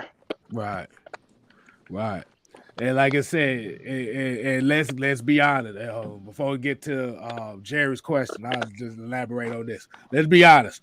A lot of these athletes and entertainers be doing this stuff too. Of course. But the biggest difference is you got legalized ways of doing this, and you got professional people that watch over these How about types you of just bets and stuff. get a YouTube creator, okay? Partner with a YouTube creator who already does this type of stuff, and y'all Exactly. partner and you do it. It's like it's not rocket science. Right. It's not rocket science at all. See, You don't this have is to be a rocket science to even do that. Partner See- with people to make money. See, this is what happens when you're doing this shit with Man from down the street. It ain't Yeah, even the man. man. This is uncle. You know what I'm Like saying? I said, that's Man down the street. That's who he is. Uncle Man down the street. Yeah. That's- Yeah. Like I said, if you're gonna do it, and you got the resources, do it the right way. Do it the professional way, to where you got professionals doing this that's under contract. So if anything happens, they can't KStylzz, where your homeboys at, man? Where your other family members at? That's my thing. Like, come on, bro. You gotta be smarter than that. Yeah. Hey, look. And we talked about this too. He said, really sure did play Strange versus Washington. Man. That man dropped 5 passes, bro. That deep pass that he dropped, that could have been a touchdown. He fell and dropped it. Oh my god. Oh Man, my that would have god. been sad for them to come out and say that he threw that game or something. That'll be some bad stuff right there. It's more information coming out. It's only gonna get worse. Mm-hmm. I hope not. 'Cause definitely don't want this kind of attention. Nah. Like, he gonna need some protection. if it's true that he did that, he gonna need some protection after that. They said he was hiding from the mob. Some things that I'm paying attention to differently now is his last game against Miami, and something else in connection with Miami. Remember the joint practices that we had? Mm-hmm. Yeah, that sounds kind of fishy when you think about stuff that was involving not only them, but also their would-be history of like trying to get players that may have had like some sort of criminal background, but they didn't matter because they were talented enough, and you know the owner willing to pay his own. Ridley got in that kind of mindset when he got over there in Miami, found out about an app that was only legal in that one specific thing. Wait, I don't know why people are saying FanDuel, because it's not FanDuel, but it's something else, and it was some app called Genius that was able to track the device and it was notify Genius. the NFL and that sort of thing, right? But when did he figure that out? Because he didn't go to the team. He didn't go with the team over at London when we faced the Jets, but then came back the following week, had a week during practice, then left an hour before the game against Carolina. So some sort of connection with Miami was weird about that. And then he starts liking posts of himself in a Dolphins jersey. And I felt like some of the pieces are kind of placing itself as to, I think he wanted to try to go back to, because isn't he from Fort Lauderdale or something? Yeah, he's from Fort Lauderdale. Yeah, he's from down there in South Florida. Yeah. Yeah, something kind of tells me that I think he wanted to go to Miami. I think he wanted to try to be on the Dolphins and wanted to go any route he can. He may have figured that out like during the joint practice or during that week where we were facing Miami in the regular season, but something about that just kind of. That's a really weird way to try to make it to Miami, because I know that Miami was in need of receiver help, and they were actually one of the bigger suitors along with the Eagles to get Calvin Ridley. So that's really interesting, and okay. But it goes back to what Devontae said. It's like Arthur Smith says one bad thing about you, which isn't bad. It was constructive criticism, like Ridley's our captain, he's our leader, we know what we expect out of him, and he gets in his feelings. So you're saying you think it could be a conspiracy theory that he did this with the intent to miss this season So he Of won't be course, traded to of course, of anybody. course. Yeah, I mean, what's the point of just requesting a trade and still getting your 11 million when you could just like get yourself suspended? What's the point of doing that? And That's too lame. And and then that was the my problem Falcons with Julio too. Like, why not and request then a the trade? Falcons would Why have to wait? release him. You know, they don't have to release him, but if they did release him, now They're it's gonna like have to pay him. he would have more options versus just them trading to a specific team. Right. I can Because see here's the weird thing, like, because Right. had he played this full year, he would have been a free agent anyway. See, Well, we would have accepted his fifth-year option, which we had to decline Hayden Hurst's fifth-year option. You know, another guy that had to actually deal with mental illness. And he was hurt throughout the year too. So I Mm-hmm.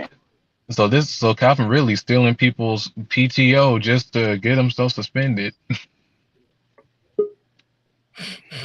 those Well, conversations it won't seems be like he over. tried to get suspended because, like I say, the way you did it, surely you didn't think he was gonna get caught.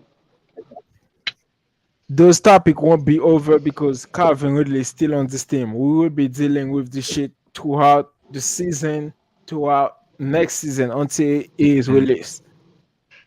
Let it be the first game, week 1. The whole TV broadcast like, oh, about that Calvin Calvin Ridley thing. Ridley, yeah, It's like, and then it's gonna be the I'm third saying quarter. be He prepared. was such a good player. Well, I'm what just benefit saying would they be get for prepared. just what benefit would they get if they held on to him until next season? Would they still be allowed to trade for some picks or something? I don't know. They said that he would come back on. Supposedly, I don't know if they were saying it would void his contract or not, but they was making it seem like this year would be void, but he would come back next year with the Falcons if they didn't release him. Yeah, And his because fifth he's year option. suspended. Yeah, because he's suspended, we don't have to pay him that 11 million. So that's free cap space, as if we kind of released him just to bring him back for next year. But even if we did keep him and try to trade him, we wouldn't be getting the same kind of compensation, assuming someone accepts that trade. So it would be a little easier to just release him at that point. Okay. Okay. Well, I was asking that question earlier about the draft because I saw something earlier today about Chandler Jones, about them being in the running to try to maybe Yeah, I make a saw deal that. to get him. Yeah, I Or actually not. wanted to try to answer your question, but I got to ask 3 small questions in order to answer that one for you, Jerry. Okay.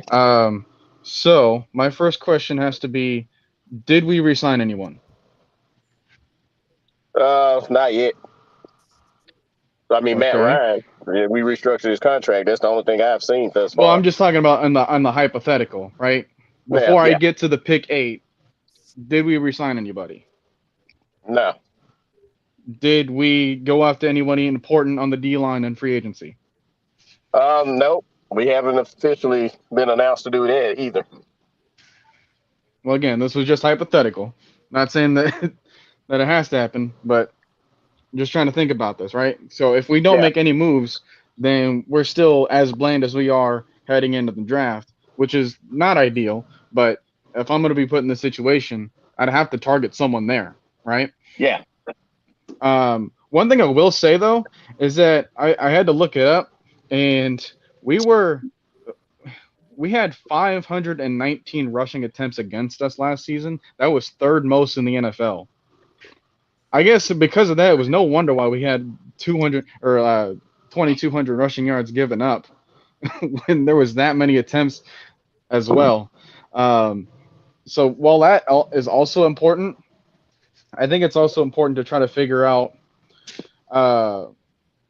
certain other scenarios. Like if you're saying that we didn't re-sign anybody and that we didn't really go after anybody, then a linebacker is kind of also another position of need there.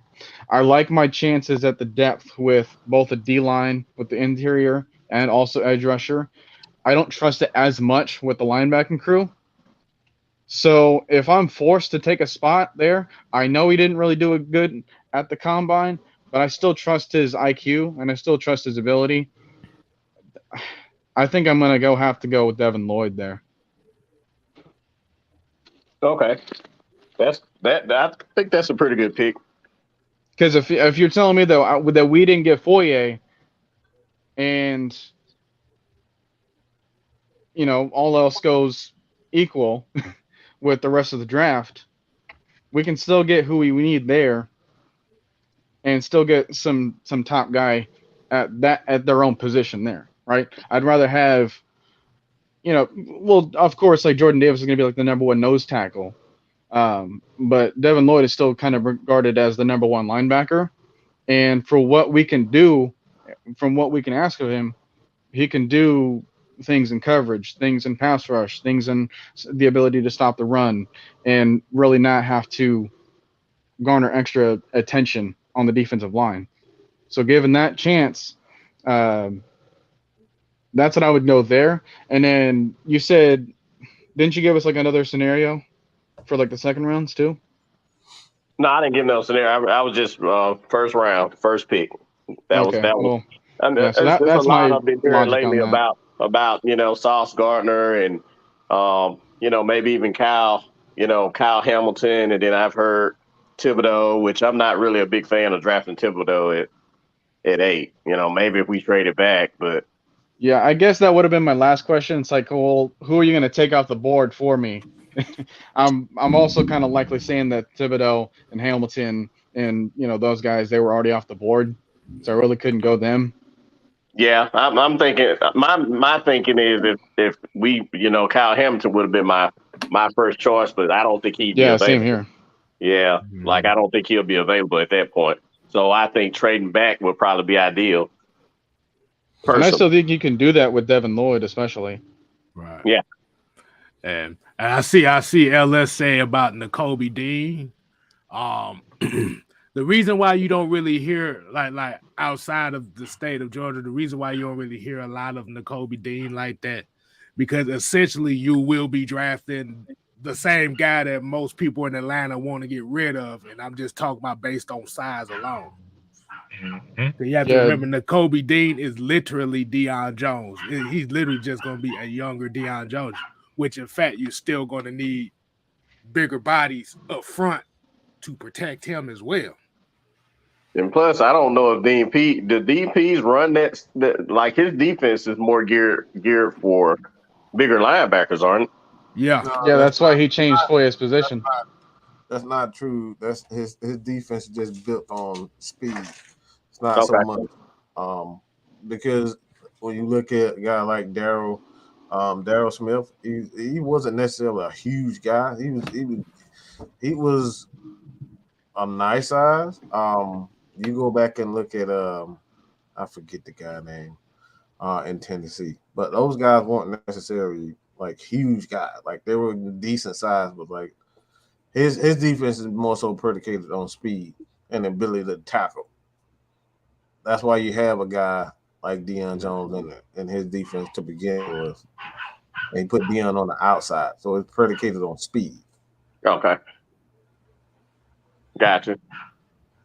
So up front, we definitely need to have size up front. Then you gotta have those size up front. Like for any line, like for any defensive coordinator, it's not so much your linebackers have to be big.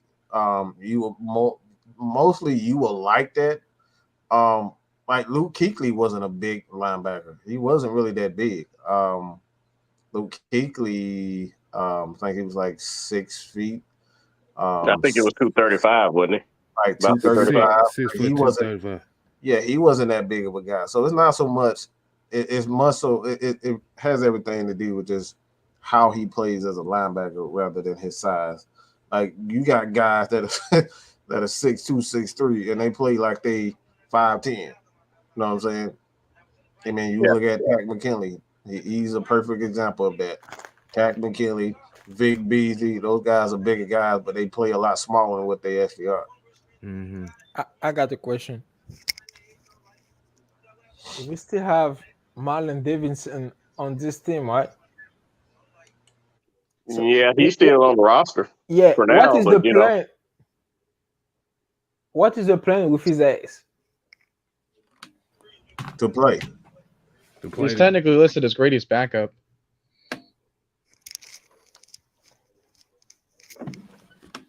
I think he'll stick around. You got to have rotational guys, So I think Marlon Davis will be a good rotational guy. Mm-hmm. And then you He still got played Anthony edge in Rush. They may Auburn bring too, I Anthony believe. Rush back. Right. You still need to be at least 2 deep at every, especially all positions on defensive line. You still got to be 2 deep. Yep. So regardless if he might be a starter, he might not be a starter.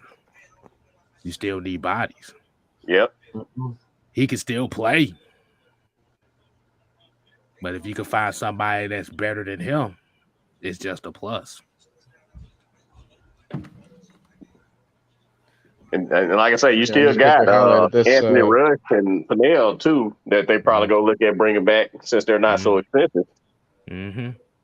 Because I think Pennell might be a free agent. I think Anthony Rush is still on the roster. I don't know if Pennell is. I gotta make sure about that. I think they're both free agents. Both free agents this year. Okay, they're both free agents. So they might end up bringing one of them back. Yeah. So if you bring Jordan Davis, do you really need Anthony Rush? You still need somebody to back. You need a backup. It just can't be Jordan Davis being the only nose tackle. You still need a backup. You need a backup that's of equal size. Yeah, you can never have too many nose tackles. Right. Yeah, because we can be put in a situation where we would have like Jordan Davis or Anthony Rush on the field, and then an offense can go no huddle and try to just wear them out with the stamina. Right. So if we can try to quickly sub someone else in that can still have the same performance level, right? That'd be ideal. Right.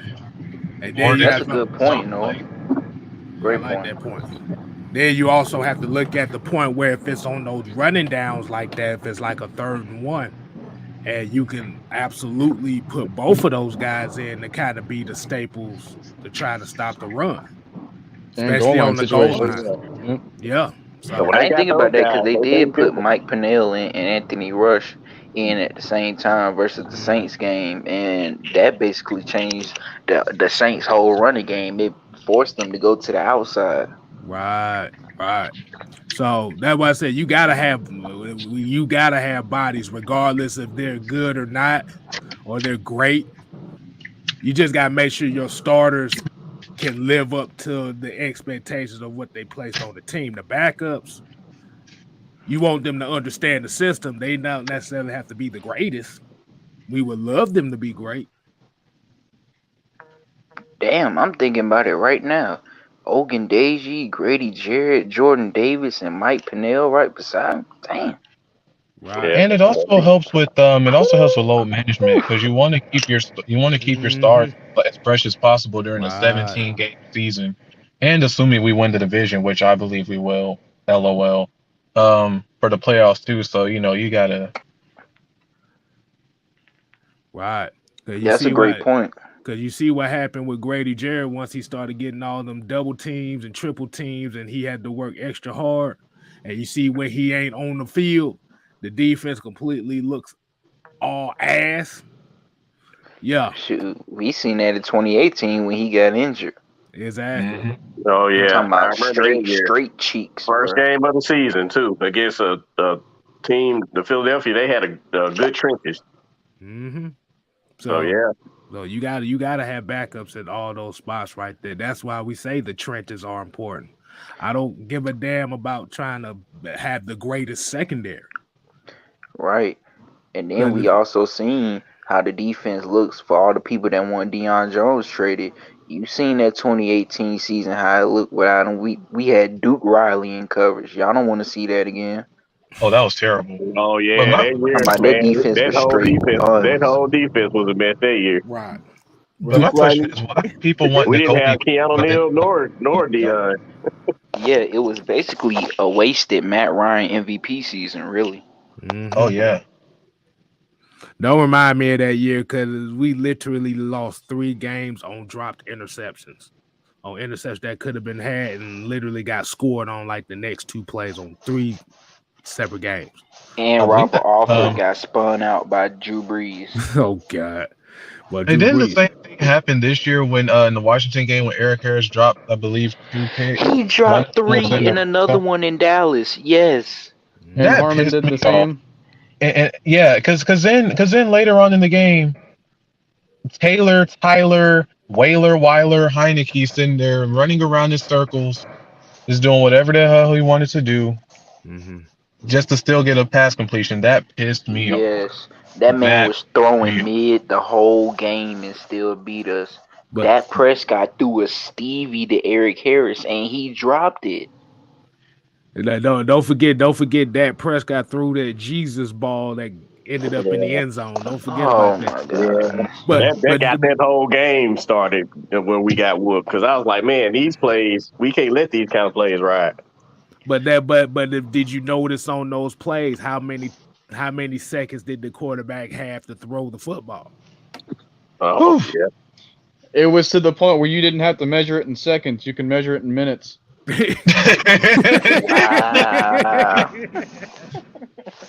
Now, by the time Tom Brady passed the ball in that second game, it was already New Year's. I mean, we really I don't think we really talk enough about like we don't give some people don't give Arthur Smith enough credit. Like they really got 7 wins. And I mean if we think about it, we left 4 dubs on the table. The first Carolina game, Matt Ryan bleeding out his hand and he had a terrible game. We only lost by 6 that game. The Washington game, I can add 3 more games. You could probably say the first first Tampa bus, game. right? The first Tampa game, the 49ers game, and the Bills game. We got screwed over. Hell, even the second Tampa game, like that, like after that pick 6 by Marlon Davidson, I was like, oh Lord, like we really ain't no telling how that Dallas game goes if Eric Harris catches that pick. Like, bruh, like if we could have stopped the run in that New England game, there like that. Oh yeah. I actually think we did pretty good in that game though. That team had 3 guys, three big time running backs, Stevenson and Harris and what was the other guy name? They had 3 guys rotating running that ball, and I thought we did pretty good in that game against the Patriots. We had receivers running to each other on routes, bro. Yeah, hospital route. That's all offense though. The defense I thought held up pretty good in that game. AJ Terrell got a pick that game. Yeah. That pick was nice. Actually had a better game, we would have had a chance to win that game. And that's why I say, like, bro, Patterson was also hurt that game too. Yeah.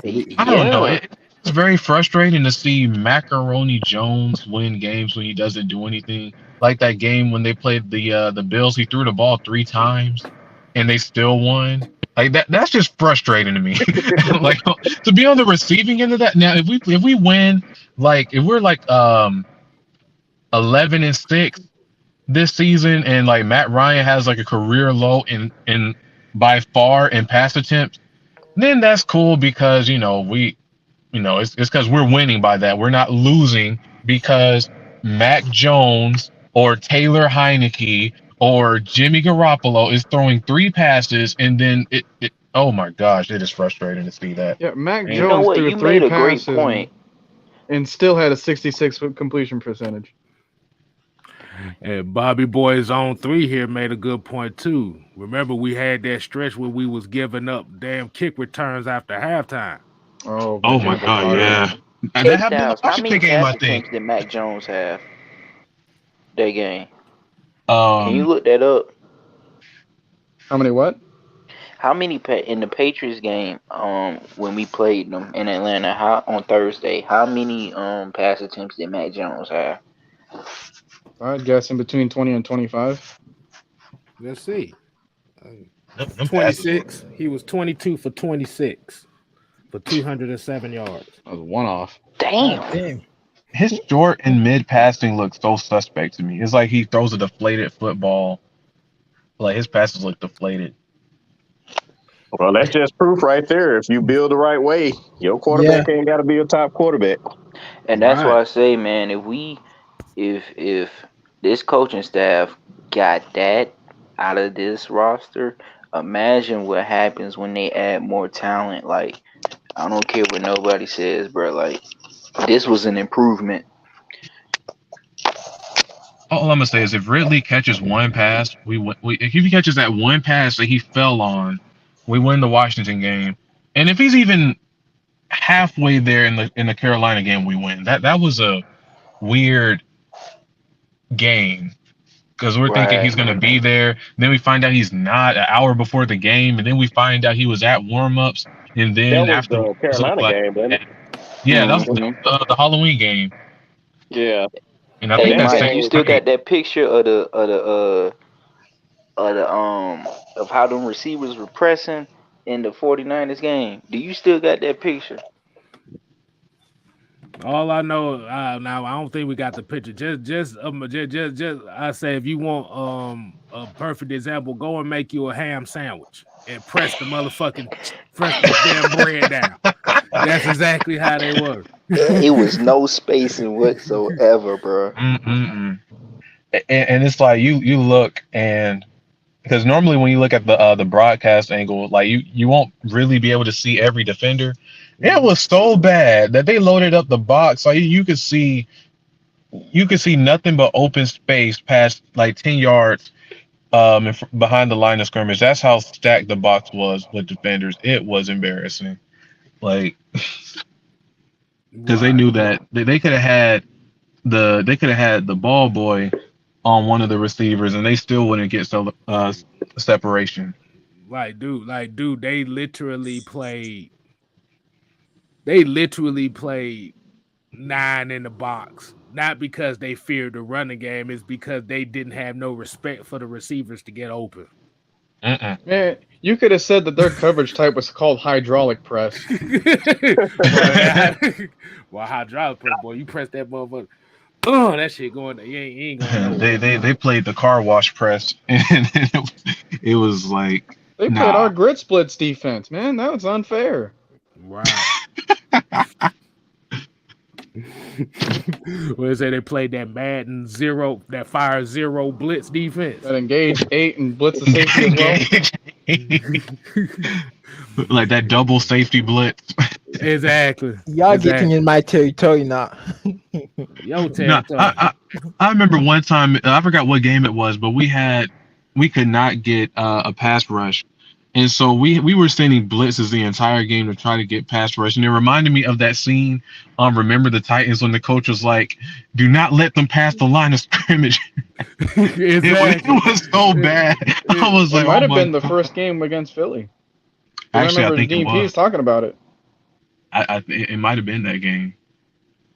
So I think in the press conference, he's like, "Well, did you see how much we tried to blitz and it didn't work?" Shit? That's what This is happened. frustrating. That's ridiculous, man. I keep saying that all the time. Even with blitz, we cannot get to the quarterback. D-Lab just be trolling. D-Lab be asking the dumbest questions. Man, he bumped heads one time with old DMPs, then Nah, they don't like D-Led. They really don't like him at all. They see him, they just already like in their mind, they just like, dude, just shut the fuck up. We don't care what you gotta say. I'm still laughing at this picture. But still got Calvin Ridley thong on here. That shit is hilarious to me. But yeah, man. Go ahead, Yeezy. What was you about to say? I was about to say like, goddamn. Is this going to be consistent all the way around, or is this going to be for one or the other? What you mean? You see somebody else then called your ass out on some saying some different shit. Nah.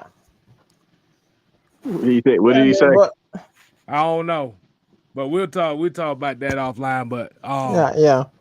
But Yeah, yeah. At the end of the day, defense that's got to be the vocal point for this team, man. Yeah. It's got to I be the think that's vocal point. I think that's what we're gonna do a lot of this draft and free agency. We probably gonna bring back some of the guys. I can see us bringing back maybe Hayden Hurst. Maybe Russell Gage.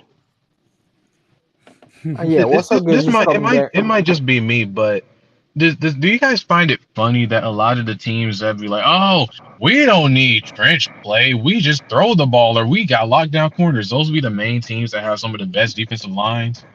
It's almost like they tell you not to get those so that in the draft they fall and then they go, oh, look at our defensive line. We can stop the run. We can do that. Oh my gosh. But don't get them though. Don't get them though, because that they're obsolete.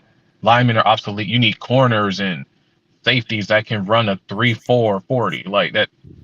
Those are actually the tricky and 3, smart. 4, 40. Jeez, I'll take that. I mean, don't get me, that was a bad example because I'm like, wait a minute, I'll take that. Like, if Kyle Hamilton runs the 3-4, it's like, wait, what? Wait a minute, 3-4. So you mean his split was 0.7 seconds? What the fuck? I'm listening. Nah, that don't mean Like nothing. he has an Exactly. 8-inch vert. Cornerback. Like, But say Exactly. cornerback is more than just speed. I played that position. That's a tough position. You got to be able to use your feet. You got to be able to rotate your hips and everything. It's not just straight line speed. Yeah, no. Gotta get a good and feel it'd for be your the hands biggest too. corners though. Like it'd be the biggest corners though, like the big ones. That be holding. Like I don't understand it. It's like you so big. Why are you holding? Like you see Jalen Ramsey holding. I'm like, don't be lazy. Come on. They're not quick enough. Like you said, even though you're taller, you have to remember your steps are a lot wider than the receivers that you guard. Let So me ask you this. Go ahead. Robert Halford, he was speedy, right? He was fast. But why in the hell he was grabbing people like that? Robert Halford is fast. He was the faster. Look, just because you fast don't mean you're great. Speed don't mean a goddamn thing. That's why when we always say about these 40 times, man, when we start looking at these 40 times, we need to stop looking at 40s and thinking this is what it is. You gotta look at these guys' technique and skill. Like I said, as of right now, the 40s look good, but when year 3 comes around, you better be technically sound. Like I said, Robert Alford was fast, but he didn't know how to rotate. Yeah, but like let's say like the pocket just break down. It's backyard football, right? All you got to do is like true at all. That's not true. Even the no, because fastest guy, actually, it's your reaction time. That's what we talk about, the short area quickness, and that's why the shuttle it's one of the better ones. The better, I guess, the better drills to okay. Because like even I got if another you got before 2 speed, you still got to be able to react quick enough. Right. Okay. Because that short, because you have to remember when you're playing football, you're cutting in all different directions more so than you going straight, right? In a straight damn line. Yeah. But go ahead, Mike. It look like somebody coming for you in the comments there. Trade back to 13 for Jordan Davis. Trade back to 13 for Jordan Davis. But let me ask you LS this. said I'm more athletic than Devin Lloyd. KStylzz, That ain't true. I was about to say, like, you're a corner, right? Or you're a DB, right? And you cover entire week here. What do you need best? Coverage skill or speed? Which one of those? You have to have because for one thing, you have to, if you're a corner that is kind of a step slower, the first thing you're going to be looking at is how am I going to disrupt the timing? Because if you're a slower corner, the defense is going to be predicated on trying to hide your weaknesses. If I can't run step for step with this guy, I'm gonna hit the shit out of him on the line of scrimmage on the snap. Either I'm going to do that or I'm going to force his ass to the sideline. Like I said, speed sounds good, but that ain't what it's all about. You got to know how to change a direction is more. Change of direction and angles are more important than straight line speed. That's true. Now, when you're in the open field, that's where the straight line speed comes in at. But when you got bodies around you, that straight line speed don't mean a goddamn thing. Why the hell you think Olympic sprinters and runners don't go into the NFL?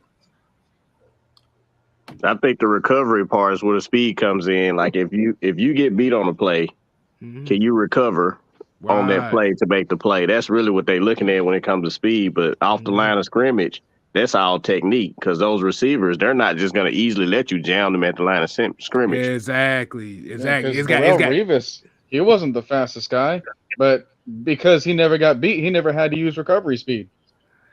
And and I'm glad you said that too. But before we get there, we got Davis Willis with the full 99 super chat. He said his mock draft is Ajabo, Breece Hall, David Bell, Travis Jones, Alec Lindstrom. Your take. I'm so not really Ajabo at 8.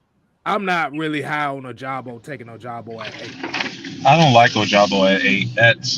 It's just something off about, like, I think people try too hard to try to show his value. It's like he's just started at 15 but just give him a couple years. And I'm like, I don't really have a couple years. I'm sorry, I don't. Let me ask y'all a question. When do y'all remember the last time that we drafted a defensive end that only played 1 year at defensive end? Do y'all remember that?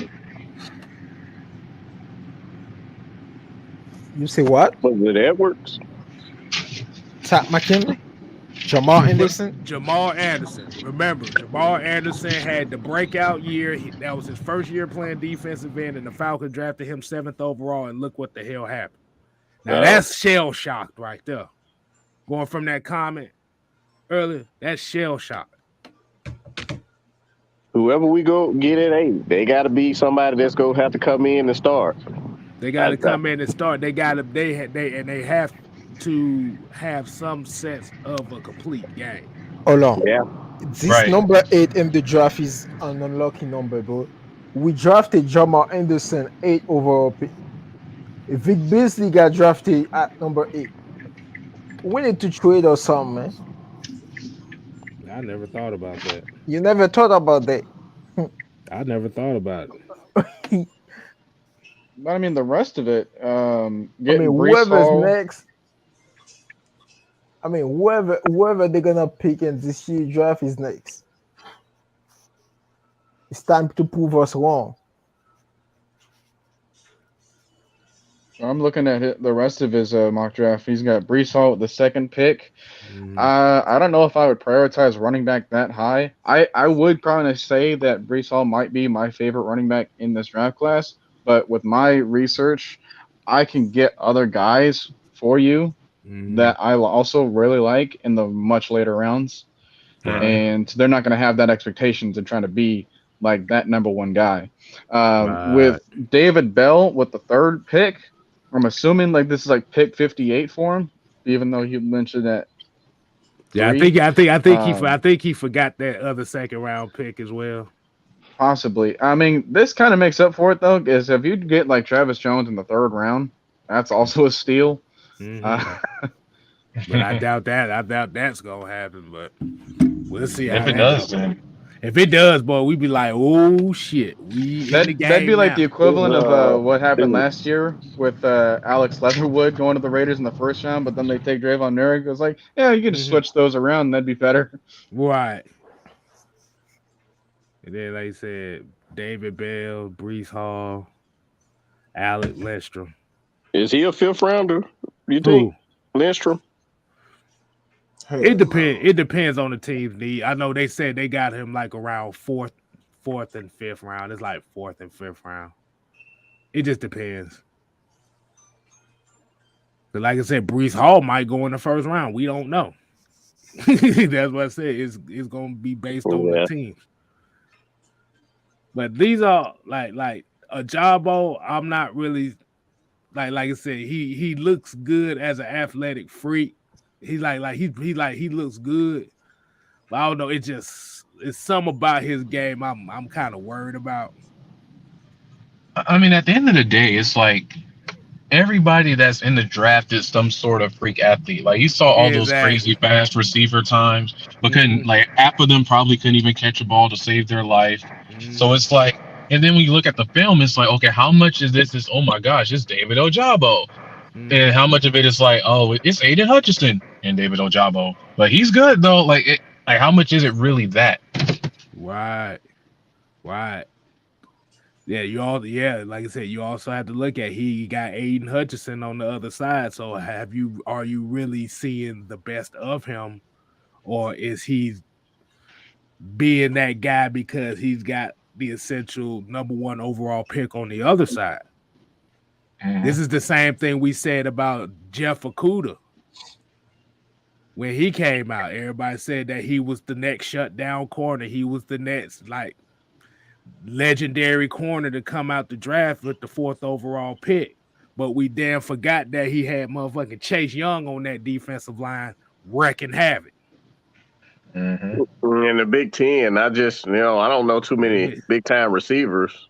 Big Ten usually don't put out no good receivers like that. Yeah, I ain't gonna say they team. don't, but they physical teams, Right. a lot of running and stuff like that. So right.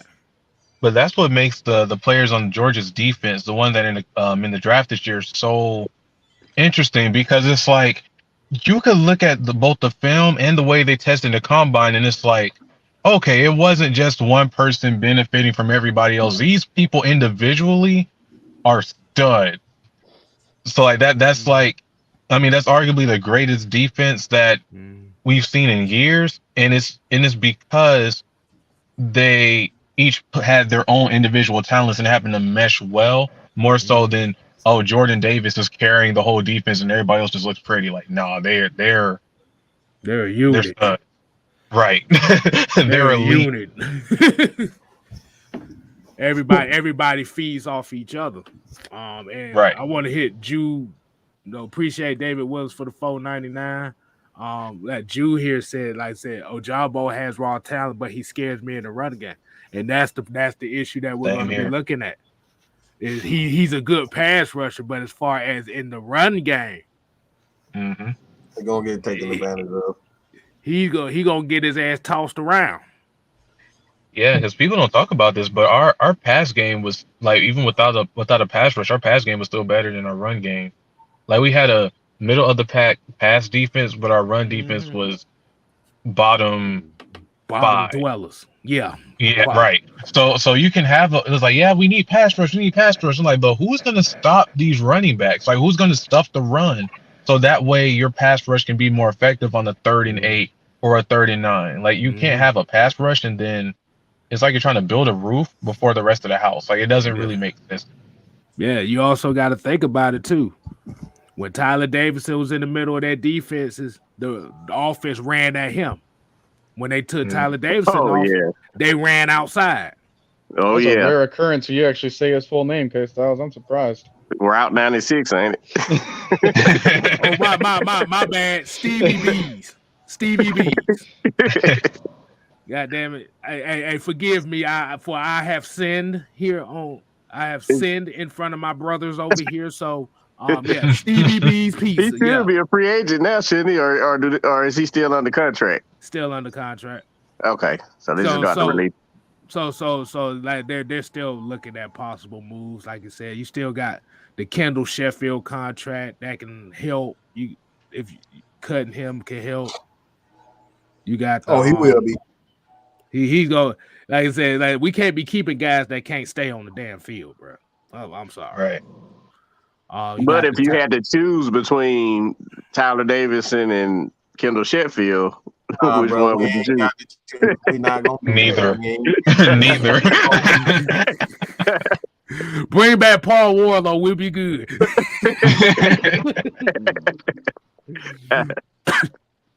But like I said, if it was between those two, like I said, even though Stevie B's ain't worth a damn, at least I know he'll be on the field. Yeah, the best availability, right? Right. Exactly. But if I had the obvious choice, I'm going down to Home Depot and I'm going to be recruiting players. Like, hey, I got some money for you. Hey, I need you to play a couple positions here. I'd rather do that. Get yourself a UFC heavyweight or somebody. Exactly. Exactly. But There's let's go ahead and wind it down for the night. Damn, it's 10:30. You know how we do when we start talking, boy. It don't never end. We definitely appreciate everybody tuning in. We definitely appreciate everybody that's on the screen here. So, like I said, y'all make sure y'all continue to support Six Man KStylzz, Mad Mike Sports, Atlanta Falcon Nation, everybody, the whole team. So go ahead. We're gonna go ahead and start with Calvin Ridley Thong. If you want to give us your your final thoughts. Man, I just want to say that Hold on, speak up. Speak up. Can't hear you. Can you hear me? No, go ahead. Good. Can you hear me now? No. No, you gotta speak up a little louder. Kind of low.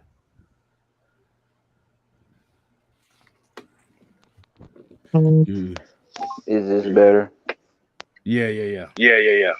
I was gonna say that prayers up to Big E, man. I got the unfortunate news from Mike that he broke his neck after falling from a botched suplex. So prayers up to Big E, man, for all the wrestling fans out there. Cause Lord knows, every time I see Brock Lesnar do a German suplex, I just pray that the other wrestler don't fall in his leg. It's like it's so close. Mm-hmm. But yeah, man, that's unfortunate. I haven't even seen the video yet, Mike. But yeah, that's all I gotta say, bro. No. When it come to broke necks, I'm not trying to look at that shit. I still cringe. I still cringe hearing about that draws incident with D'Lo Brown. That shit cringes the fuck out of me. I've seen the video. It's crazy. Yeah, it's wild. I saw that. I like, I can't look at that. But yeah, big prayers up to Big E. Hey man, that lets you know, boy, wrestling is scripted, but it ain't fake. I'm just gonna just let you know there. It ain't fake. It's just scripted. Mm-hmm. That should be on a T-shirt somewhere. I'm just saying. So that's all. That's all you got, ATM. That's all you got. Yeah, let's go to Trey. All right, Trey. What's going on, man? Got something you want to tell the people? Just to end it off, I'm glad we did that little restructure with Matt. Glad to be on here with y'all, and like y'all said, prayers up to Big E because he used to be one of my favorite wrestlers a couple years ago. Hate to hear that. Okay. All right, Jerry Bowie. Go ahead, Jerry. Go on, give what you thought. Yeah, so I was really excited to see what's going to happen over the next week with the team. We may make some moves, we may not, don't know. But it's always fun to kind of see the news on what the team is moving forward to. So I'll be looking forward to seeing what you guys put out and looking at more videos that y'all bring out throughout the weeks. All right, we definitely appreciate that, man. Go ahead, Malik. What you got for him? Man, prayers up to Big E. Like, those German suplexes ain't nothing to mess around with. But I don't know about y'all, but I'm about to be acting a whole damn fool the next few days after that Matt Ryan restructure. So I'll be acting a whole fool. But yeah, like y'all be safe out there, and thanks for having me on the show again. Oh man, definitely no problem. All right, Yeezy, man, go ahead, give your final thought. Yeah, like I said, man, this Calvin Ridley situation, they're gonna talk about it till Calvin Ridley is released from the team. So we got to deal with it. We got to get used to it. That's all I got to say, man. Don't even get triggered. I ain't gotta do shit.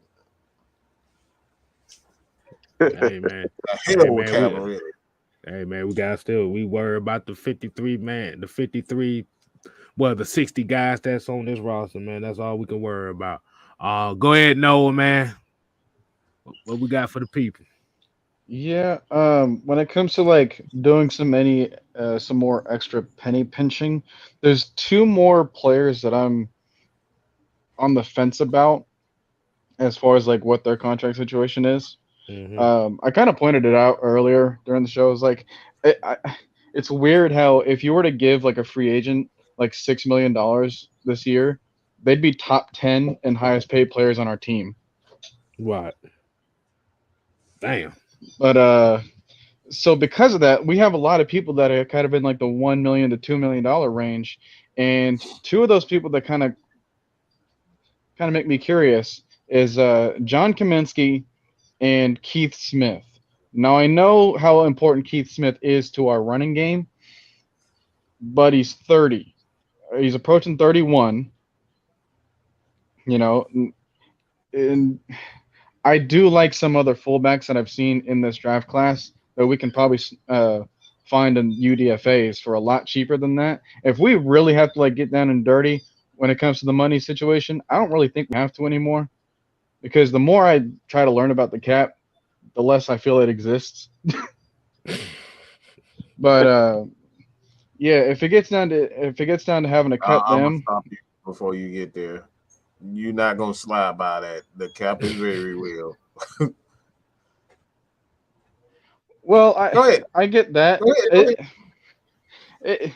It feels like a speed limit sign, you know? It's like it kind of feels more like a It's still suggestion. there. But yeah, It's still there.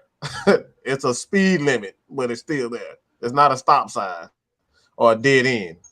Or we can say dead end. It's more like it's more like a stop sign versus a dead end. If that makes sense to you guys. Right.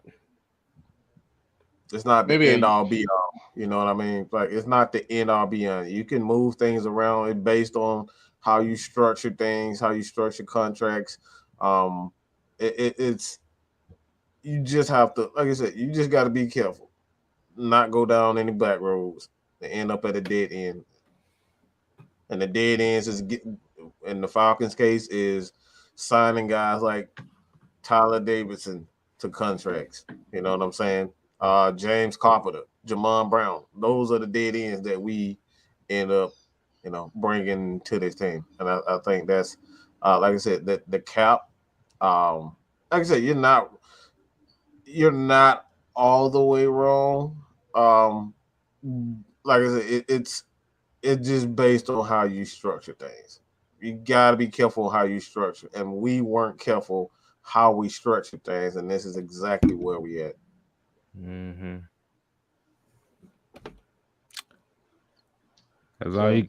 that's about it for me. We did have like one last super chat though. Oh yeah! Shout out to officially Gambred Monk with the $2 super chat. He said, "Cut Means and Tyler Davidson." Mm-hmm.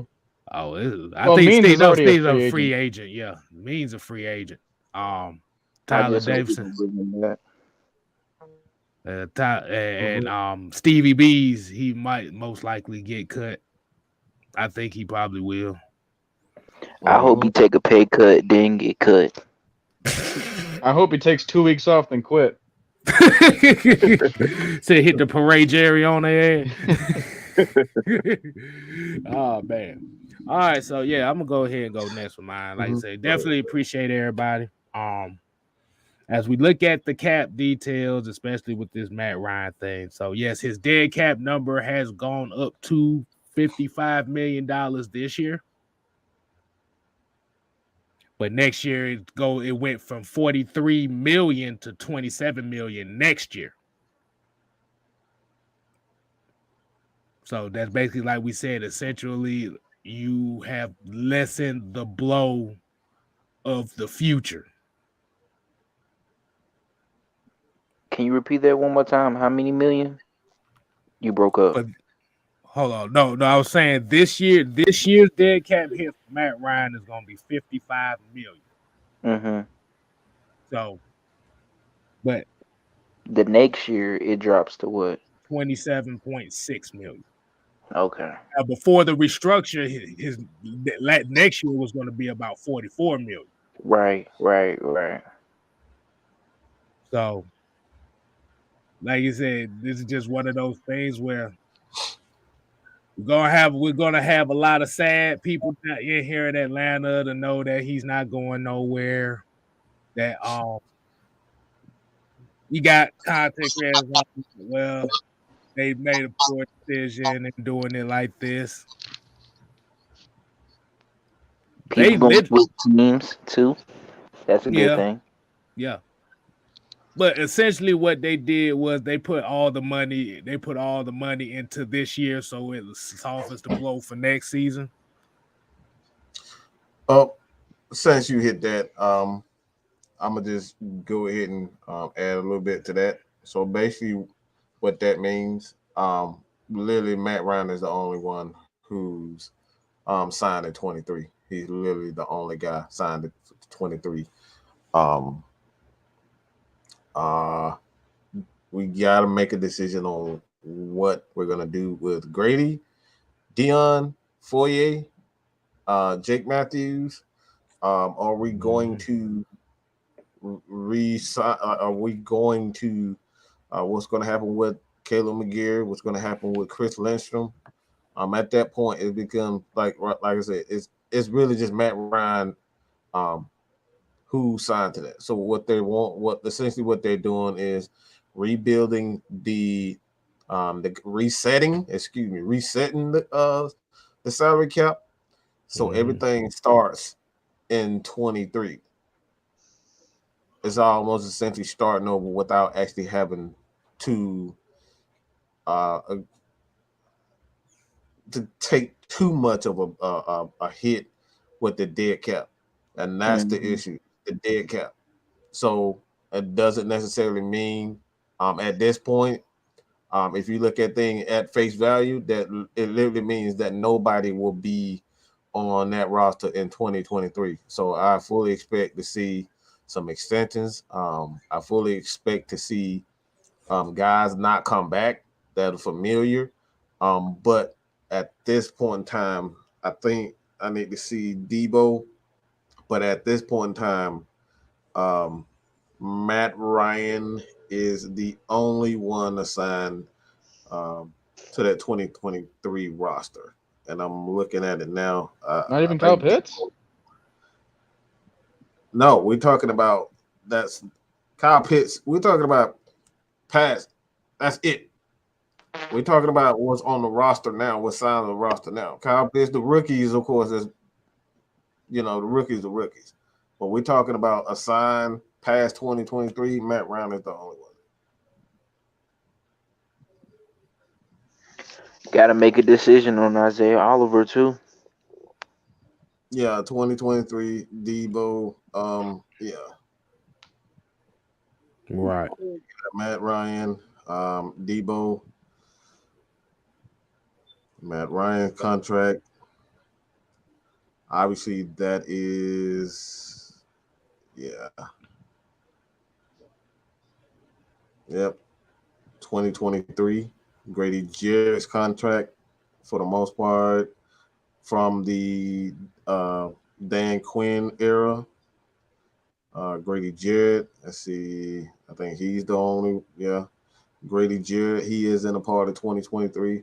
So it's a lot of guys that aren't in that past regime that isn't a part of that 2023.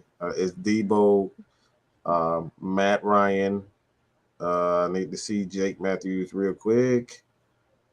So most of those guys that were Dan Quinn guys, yeah, Jake Matthews is the only one in 2023. So most of the guys from that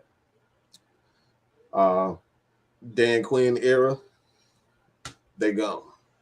It's Matt Ryan, Debo, Jake Matthews, Grady Jarrett. You got to make a decision on Grady Jarrett. And this is why a guy like Jordan Davis is going to be, you could, that even strengthens the idea of taking a Jordan Davis at that point, because right now, as it stands, Grady Jarrett won't be a part of 23. He's not assigned 23. So this is his last year. But like I said before, like this draft is everything. This draft, this offseason is everything. This is where the fun really begins. And they don't want to, like I said, outside of that, this team is going to have, a number of free agents. This is it. We talk about rebuild. This is what happens. But we just did it a different way. We in basically sandbox mode now. Huh? We in basically sandbox mode. Yeah. It's a lot of the key guys. That's why I said do not be surprised if the Falcons pass on Foyer, because they don't want to put too much money in 23. It's either this year you show off or you're not going to be a part of the team going forward. They have to, and like I said, it's nothing against Foyer, but he's 26. He's not their guy. And I think that's the most important thing we got to keep in mind. Grady Jarrett is not their guy. He's not a Dean Pease guy. As much as we love Grady Jarrett, there's no guarantee that he'll be there. I think he will. I can bet money. If I were to bet, man, I would bet that Grady Jarrett. But don't give Ridley more ideas. Exactly. Don't. I'm about to say that's about 1,500 right there. But you gonna put 1,500 on that? 1,500. No, prove it says that bet means stays. 30,000. Hey, I'm just going off of what Calvin really said. He said, I only bet 1,500, so we're going to use that as the standard. Every time he tweeted was a gamble. Exactly. Next thing you know, you're going to find out he bet about $500,000 on some other shit. So, yeah, like I said, it's essentially starting over. I don't want to say starting over. It's really just resetting the cap. The Falcons are doing right now is resetting the cap. They're going to do things the proper way, see who's going to play the hardest this year. They're going to have to pay it, whether it's Grady Jarrett, Dion, Jake Matthews. All those guys are going to have to prove this year that they want that next contract. This is what it's all about, resetting the contract. And now Terry and Arthur can have some fun. This is where you have the fun. We talk about we turn on Madden, we get rid of everybody in that first year. You got all the money after that first year. You end up releasing everybody. You start over. You got $150 million in salary cap. This is where the Falcons can have fun. 2023 is where they can have fun. Not that they can't contend this year, but 2023 is what the Falcons can really have fun. And based on what happens this year and this draft and this season, this is how they're going to attack 2023 in the draft as well as free agency. So what you're essentially saying is basically everybody's going to have a prove it to me mindset this upcoming season. Yep. You got to play for you playing for your contract this year. You playing for the next contract. They've already instilled that mindset on the first year that they've walked in the building. Absolutely. This is the reason why Ricardo Allen didn't want to re-sign with the Falcons. This is why Julio Jones didn't want to be here. This is one of the reasons why maybe Calvin really didn't want to be here. Oh no, I got to be held accountable for what I say and do? Oh geez, I don't like that. I can't sit on the sideline and listen to Migos. I gotta actually practice. Oh no, I'm good. But until next time, people, as we always say, man, we ain't here to play. We're here to stay. You ain't got to go home.